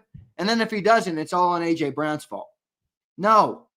You have to give your players a schematic advantage in a football game. You have to. You have to. Absolutely. I believe that 100%. And that's where when you couple the schematic advantage with the player that's as talented as A.J. Brown, that's where you get the rare form. That's where you get the massive production. That's where you get 1,500 yards out of A.J. Brown. That's where you get the 22 offense, which had Jalen Hurts second in the MVP and 1,500 for A.J. Brown. It's not just, okay, A.J.'s good, so he should be able to figure it out. Oh, he's not getting open. He doesn't look the same. I mean, Emrayes was in here. So A.J. Brown doesn't look, he's not fast anymore. He lost a step. No, I think he's just tired of running the same fucking curl route in the same defenses over and over again.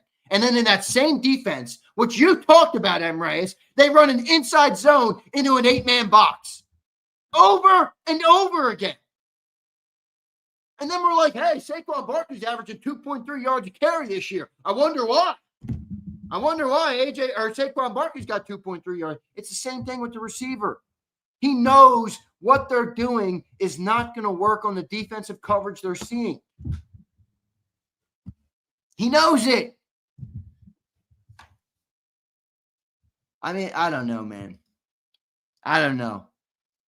I get it. We're winning. I know everybody just wants me to be, oh, Zander, shut the fuck up, man. We're 4-0. It's such a beautiful thing. We're one of two teams. Blah, blah, blah, blah, blah. Bullshit. You guys can be like that, but I'm not going to be like that. And if you don't like it, good. Go to another channel. I don't really give a shit. I really don't. I've never been that way about anything in my life. What am I going to start to do it now? Hey, we're 4-0, so let's not talk about anything. Hey, no, fuck that. If you want to do that, then go over to the Eagles fan zone or start your own channel that's for Eagles fan. We had some dude in here, you should be 4-0. You're 4-0. Shut up, Zander. Shut up. Go to a fan zone. We're talking football here. This is a problem. It is 100% a problem. Now, will the Eagles be able to overcome it? Yeah, I honestly, I probably think they will. To be frank with you, I think they'll be able to overcome it. But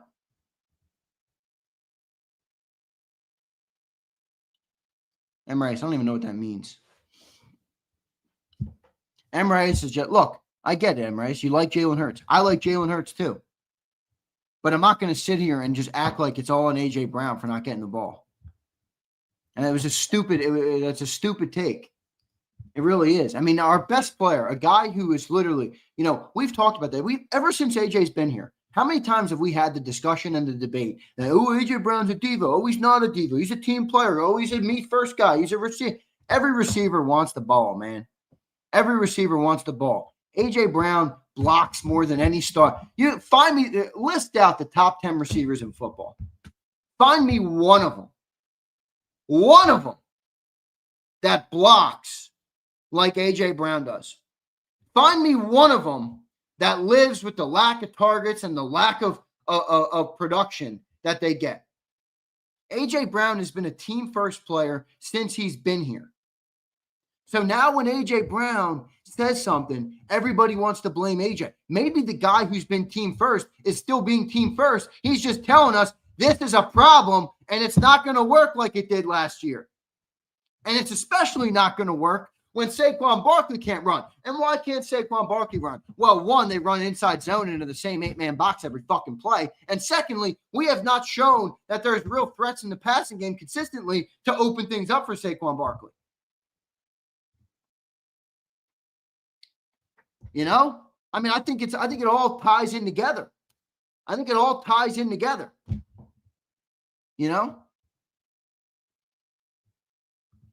take some comments from you guys and see what you guys think. And and if you guys don't agree with me, I'd like to take your comments first. Please push back on me. I'm perfectly fine with it. I'm perfectly fine while I won't sit up here and glaze like a fan zone, like I said. I'm also perfectly fine for you to say, Zander, you're wrong, and this is why. Go ahead. Tell me in the chat, please. Please, I'll bring up your comments first. I have no problem with people pushing back on me. All right? I have no problem with that.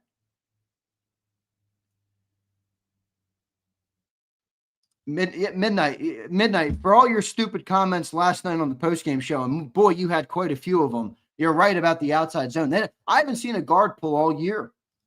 Now, maybe it's because they're hurt. Maybe it's because they don't trust. Maybe they're not fully trusting in. Maybe they're not fully trusting in Tyler Steen. Maybe Landon Dickerson's still hurt. But I do agree. I mean, the same inside zone as Saquon Barkley to the tune of 2.3 yards a carry. It's like, hey, guys, I know he's Saquon Barkley, but again, my point about the receivers, same thing applies with the running back. You could have the best running back you could have Emmitt Smith, you could have Barry Sanders, you could have Jim Brown, you could have any of them. You run the same running play, an inside zone into the same 8 blockers in the box, not going to get yards. You got to have a schematic advantage. You got to give yourself an advantage for the great players to go and make great plays. It applies to Saquon. It applies to AJ. It applies to Jalen Hurts. It applies to Dallas Goedert. It applies to everybody.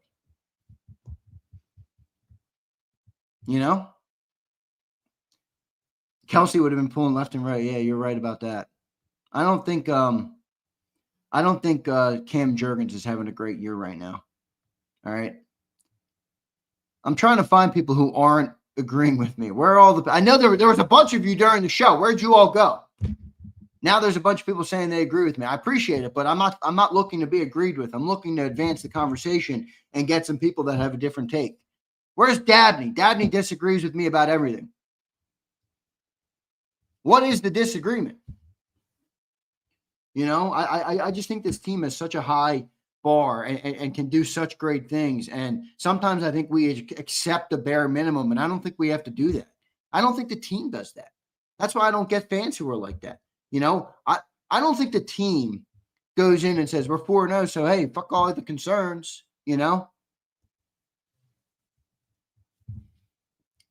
Here's Vulnerable. Let's see what he says.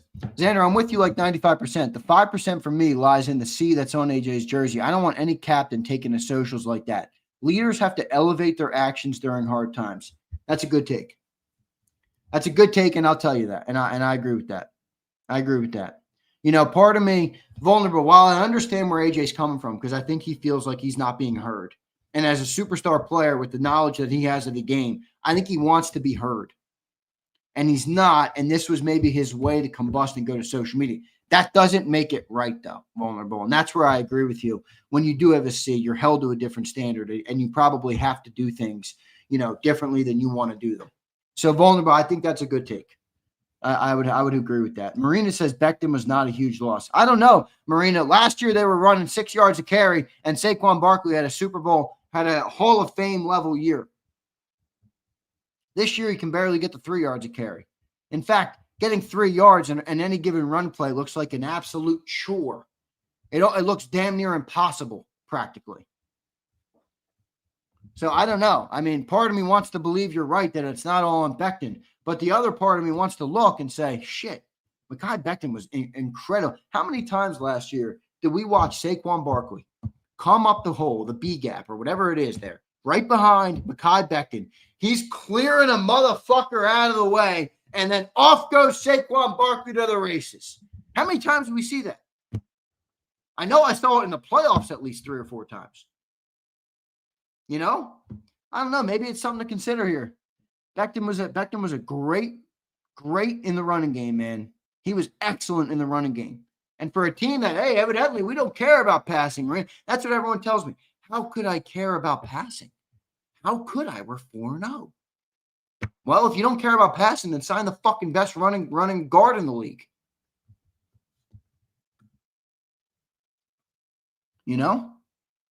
Why did we let him go if all we care about is passing or running? If all we care about is running, why do we pay AJ 32? Why do we pay Devontae 25? Why did we bring back Dallas Goedert? Why did we not pay Mekhi Becton? Here's Texas T. She says, Jalen clearly looked different. I think he did take a decent shot to the head. Maybe he should have been taken out of the game. Texas T, and you heard John. John's right about that. They give these quarterbacks, it's a much different protocol. They tend to give the quarterbacks the benefit of the doubt. Maybe you're right. Is there a video of that, by the way, on social media? Does anybody have that video on social media? Are they able to, can you tag me in it or anything? Can anybody tag me in that video of Jalen getting hit? Now, I saw it in real time, but I didn't really think too much of it. I thought of it in the moment, but because he came back in the game, I was kind of just like, all right, move on, If anybody has it on social media, on X or whatever, tag me at Zander Krause so I can look at the hit again. I'd love to see the hit again. I didn't see the hit anywhere on social media after the fact, which is weird. It did look like he bopped his head, though.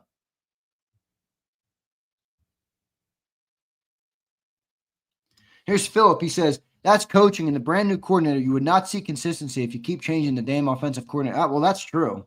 No consistency on the offensive play caller, which is going to result in no consistency on the offense. I agree, Philip. That's probably a fair way to look at it. James says, I disagree, Z. Bama sucks. Bullshit, James. They're back, baby. Come on, Kalen DeBoer. Come on, baby. That was a big win over the Georgia Bulldogs this weekend. Where are my Bama fans in the chat? I know I got a couple of them. Where are my Bama fans in the chat? I know I have a couple of them. Where are my Bama fans in the chat? Ty Simpson's got an arm, folks. Ty Simpson, man, he can sling that rock. Roll Tide is right. He can absolutely sling it. And by the way, here's my other take right now on Alabama for any Alabama fans in the chat. Or not, any college football fans, whatever, however you want to look at it. Twiz the Jigga says, F Bama, Maymal, he's sucking on that James Franklin pipe. That thing sucks, Twiz. Keep enjoying that James Franklin run team. What a joke they are. And only Penn State would be the team to keep playing, to keep paying them. This is my other take on the Crimson Tide. Ready? And yes, Kirby did get out coached. Great job by the Eagles or the Bama's offensive coordinator, Ryan Grubb, and the defensive coordinator, Kane Womack. Both of them had great games. My other take on Alabama is those other two receivers, not named Ryan Williams, let them boys eat. Those dudes are just as good as Ryan Williams. You know, sometimes you get these guys, these high recruits and these big profile players, and he's got these big social media followings and all of these different things. Those other two receivers that Alabama has are every bit as good. Are every bit as good of them. Keep them in the offense. Keep throwing the football to them. Keep working them in with the jet sweeps and all the different things that they did to get them the football. That was beautiful. Keith, I don't see the tweet. Oh, yeah, we play Missouri in 2 weeks. Vulnerable, you're cooked. Keith says he sent the video to me. Keith, I don't see it. Keith, what'd you DM it to me or tag me? Keith, you have me on Twitter. I never even seen you on my Twitter. I never even seen you in my Twitter. By the way, I'm joining somebody's channel on tomorrow night, I believe. Tuesday night at 8 p.m. What's my guy's name? Bird Gang, I believe. Yeah, Bird Gang 31. So go check out his channel. I'll be on there tomorrow night at 8 p.m. He asked me to come on, so I'm excited to do that. It should be good. I mentioned you in the replies. Keith, are you private account? Are you a locked account? Because it's not coming up. If you're locked and I don't follow you, I can't see your tweets. So you might be locked, Keith, because I don't see it.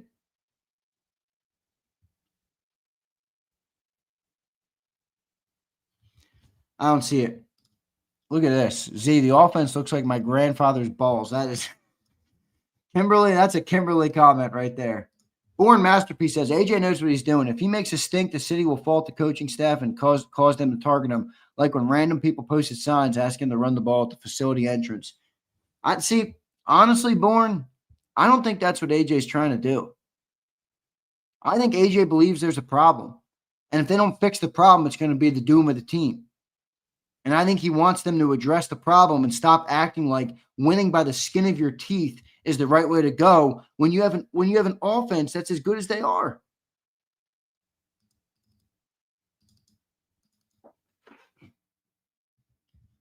I don't think we have to live in it this way. I really don't. Big Mike says, slow down the Penn State 8. No, thank you, Big Mike. James Franklin is the worst coach in college football. Guy's a fucking stiff. He's a total stiff. Sorry, I'm not a Penn State guy. My fiance is a Penn State girl, but I'm not a Penn State guy. Fuck Penn State. Here's Brian Pump. Xander, you think AJ melts down if Tanner was the QB? I think not. Yeah, somebody was saying that last night. Well, it'd be a different style of offense, obviously. He can't run the ball at all. Jay Sid says, not just AJ, Smitty too. You can literally run the offense through 6. Lazy coaching. I agree, Jay Sid. I don't think Devontae Smith is very happy either. Kimberly says, it's the organization. AJ speaking facts. I agree. Charles says, there's no way it's just Jalen. Plays were changed. I agree with that too, Manafee, for all the people who say it's all Jalen Hurts. Here's Jason A-Team. Our biggest issue is telegraphing plays right now. Well, I don't know if that's our biggest issue. Yeah, Keith, refollow me. I can't see you because you're locked account, brother. So tweeting it to me doesn't do anything. I can't see any of your tweets or any of your profile. What you're at, Keith, I'll follow you. I would have followed you if I knew you were there. I always follow back people that I know from the chat. I don't see you though. What's your username? Twiz, imagine thinking I would ever want to go to Penn State. That's a crazy take. I definitely wouldn't have got in though. I think I had like a 2.0 in college or in high school. Are you kidding me? I was the epitome of the smart kid who never picked up a book. He does. He even follows me. Zeal, I love your tweets. You're always tweeting to me. I try and follow everybody back. But, Keith, I don't know where you're at. Just tell me you're at, and I'll follow you, and then I'll be able to see your tweets. All right? Oh, that's Yuki's at Eagles _nation _. Ah, I see.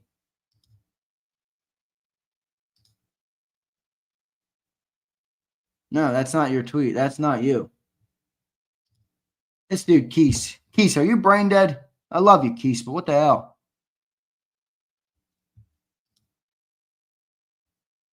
Are we on the same social media platform? Are you on Instagram? You're probably on Instagram, Keese. This dude's probably on Instagram.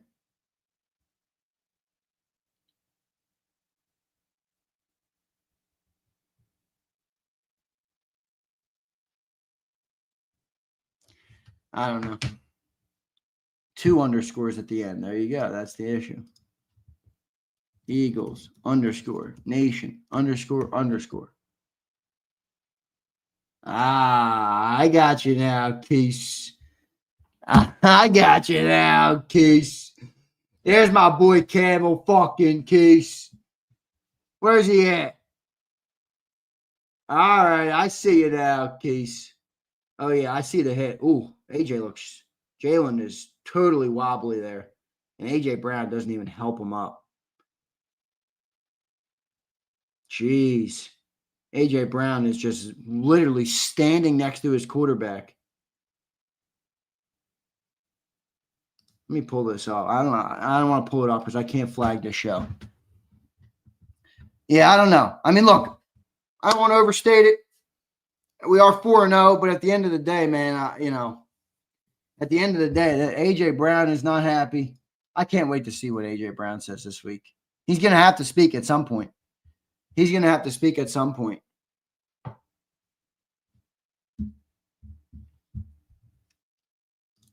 I guess the organization has already reached the shelf life with AJ. I don't know. I don't want to go there,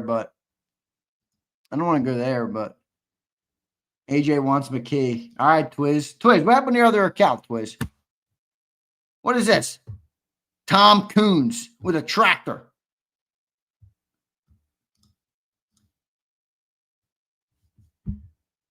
Emrose. Oh, like AJ's going to be a champion with the Titans. See, that's such eagle brain. Right? I love you, but it's such an eagle brain because you completely you act like the players are mad. You act like these players aren't human beings. They're humans. They're not fucking robots. They're not robots. They're human beings. A.J. Brown is a human being who got to this point and became one of the best receivers in football for a reason. That is such a stupid take. So, yeah, well, he wouldn't have been the champion there. Dude, 2 things can be true. He can be happy to be a champion and want more for the team. And there you go. Now you dump it down to a bank account. Reyes, you should know this. Money is not everything in life. It's not. Money is a tool. It's nice to have, sure. It's not everything in life. And it's certainly not the only thing men use to quantify their value on this earth. It's certainly not. Certainly not for me.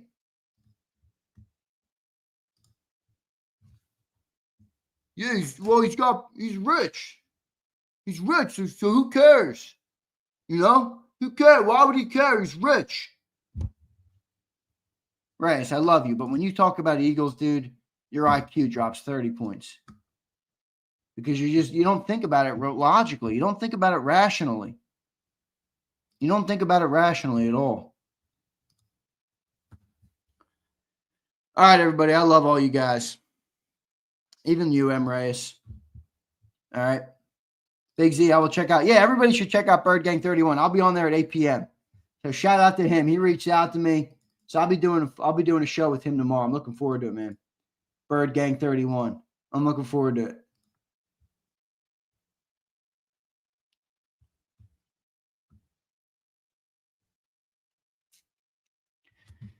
Shout out to him. Looking forward to doing that. I'm going to be bringing the same heat. Nobody's telling me what to think. All right. All right. Talking to M. Reyes like he's on the I don't think he's on the spectrum. When he talks about the Eagles, he is. He is. Look, Slow J, he calls him now. Yeah, it's like these dudes. Willie says something interesting here. Willie, we're close to this happening because everybody wants to just say A.J. Brown is this and that and this name and that name because he doesn't think that the offense is running the right way. So, Willie, the result of that might be Jahan Dotson as receiver number 2. By the way, Smitty ain't happy either. So for those who want Dotson and Mechie to be our number 1 and our number 2, congrats. You might get it. Hope you guys are right about this. Just got to run. No, you don't ever need to pass the ball. As long as we win, who cares? A.J. Brown is wrong. See, Midnight, A.J. was lazy on some of his routes.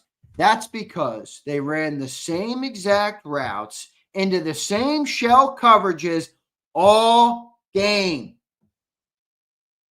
AJ is smart enough to know when he's given a route into the same defense he's seeing, play and play again, it's not gonna work. He knows that.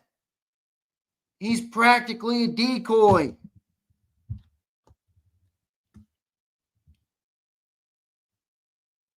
Oh my gosh, Reyes, you're so delusional about this, dude. You're so delusional about this. But again, hey, the Eagles are 4-0, so at the end of the day, you got a bigger leg to stand on than I do.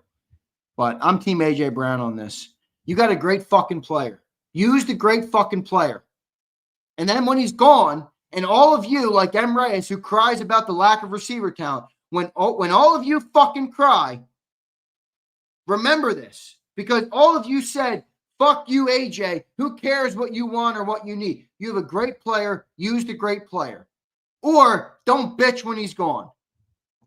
And we're back to a poverty receiving group. Jason Marzan says, our flaws is a sign of the domino effect of not signing Becton and a new offensive coordinator with no play calling experience. We need to fix the O-line to gel. Yeah, I don't know why they didn't sign Becton. He got like $7 million. It's cheap.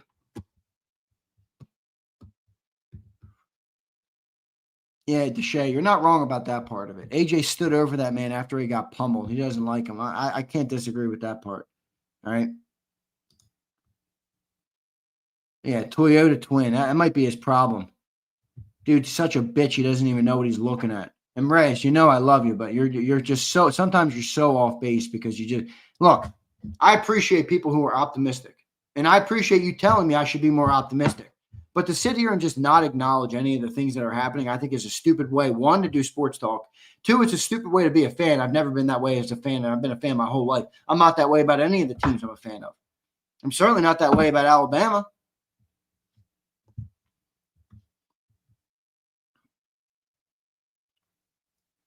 Box of rocks, Reyes. That's what you're supposed to be, a box of rocks. I'm team win me another Super Bowl. Well, Bruce, do you think they're going to win another Super Bowl without getting A.J. Brown involved at all?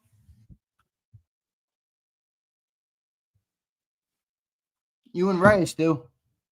Let's hope you're right. Let's hope you're right. Yeah, Fleming, this is true for literally anything in life, not just football. Refusing to acknowledge glaring deficiencies. Dumb. Steven says, love you, Z, but I'm enjoying this run. That's fine. You can enjoy it. You're right. Doesn't mean it's perfect, Steven. I hope he does, Keese. I hope AJ finishes with 1,500 yards this year. But right now he's on pace for 640, which is barely good for a wide receiver 3. Legitimately, it's barely good for a wide receiver 3. 640 yards. And he's A.J. Brown. And you guys just want him to be, AJ, shut up and get in line. Get in line. I hate people with that mentality. Get in line. Shut up. That's you, Reyes. You're a tyrant. You're a tyrant. Get in line and shut up. No, bullshit. I'm the best receiver in football. Act like it. AJ going to need another 125 per 6 games, like 23. He's going to need like 10 straight of those things. Because at this rate, what do you have? 3 more games on top of that? That'd be 14. Yeah, we'd have 3 more games. He'd be at 1250 plus he's got what, 150 right now? Yeah, he'd be at 1400.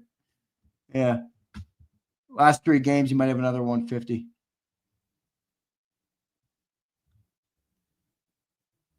Oh, yeah, I'll talk about that Green Bay game. Yeah, that Prescott was picking them apart is right. That was a great game last night, man. That was a good game last night. Offensive game. I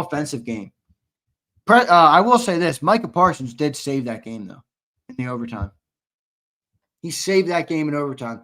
That sack that he had after he came back in overtime, down in the red zone, after Dak made that insane throw on his back foot, that was ridiculous, that throw. And it was very lucky because I don't think Dak was even looking for him. He literally saved Dak marching into the end zone. And then they had to take the field goal, settle for 3, and Green Bay was able to tie it. Also, the stupidity of Jordan Love at the end of that game, who almost let the clock run out with 1 second to go. I was literally like, what the fuck are you doing? Clock management. These people can't figure out. That's one thing I'll give Sirianni credit for. He seems to be way better at clock management than most of these other teams. Dude, they literally almost let the clock run out last night. 1 second. If that ball got batted up into the air, they were cooked. Like, dude, what are you doing? What are you doing? Jordan Love. Oh, my goodness. Sometimes I tell you what, he's got a great arm and everything. And sometimes he looks really good. But, boy, sometimes he looks like he's going to cost that team, man. He looks like that a lot, like he's going to cost the team. Becton didn't get $7 million. What did he get, Raheem? I thought he got like $7 million. Let's look it up. Be accurate. 2 years, $20 million, annual value of $10 million, but it was only 6.94 guaranteed. That's probably where I got the 7. 6.94 guaranteed, which anybody who knows how NFL contracts works, that $20 million is an agent number. All right. 6.94 is really what he got. And guaranteed. A $2.5 million roster bonus is due in the 26th league year if he even gets there. But has he been banged up? Yeah, he might. Yeah, I don't know. I haven't followed it as much as I should, but. All right, everybody. I love all you guys. Hit that like button. Appreciate you all for being here. All right. Again, good commentary today. It's Monday overreaction day. So we're 4-0. I appreciate it. I'll save the 4-0 talk that Reyes lives in for Friday. We're going to talk about football here on JAKIB Sports. This is what we do. If you don't like it, then go watch a Fan Zone or go watch something else or go click on another channel. I don't really give a shit what you do, but we're going to keep talking about football here. If you don't like it, that's fine. Later. Love all you guys. Appreciate all of you guys. Hit the like button. See you next time, everybody. You've been listening to Birds 365, the destination for the passionate Eagles football fan who bleeds green. If it's Eagles football, we're talking about it. Debate, inside the locker room, and guests that are some of the greatest football minds from around the region. We hope you enjoyed the show. We know we had a blast. Make sure to like, comment, and subscribe, and we'll be back soon. But in the meantime, hook up with us on social media at JAKIB Sports. See you next time on Birds 365.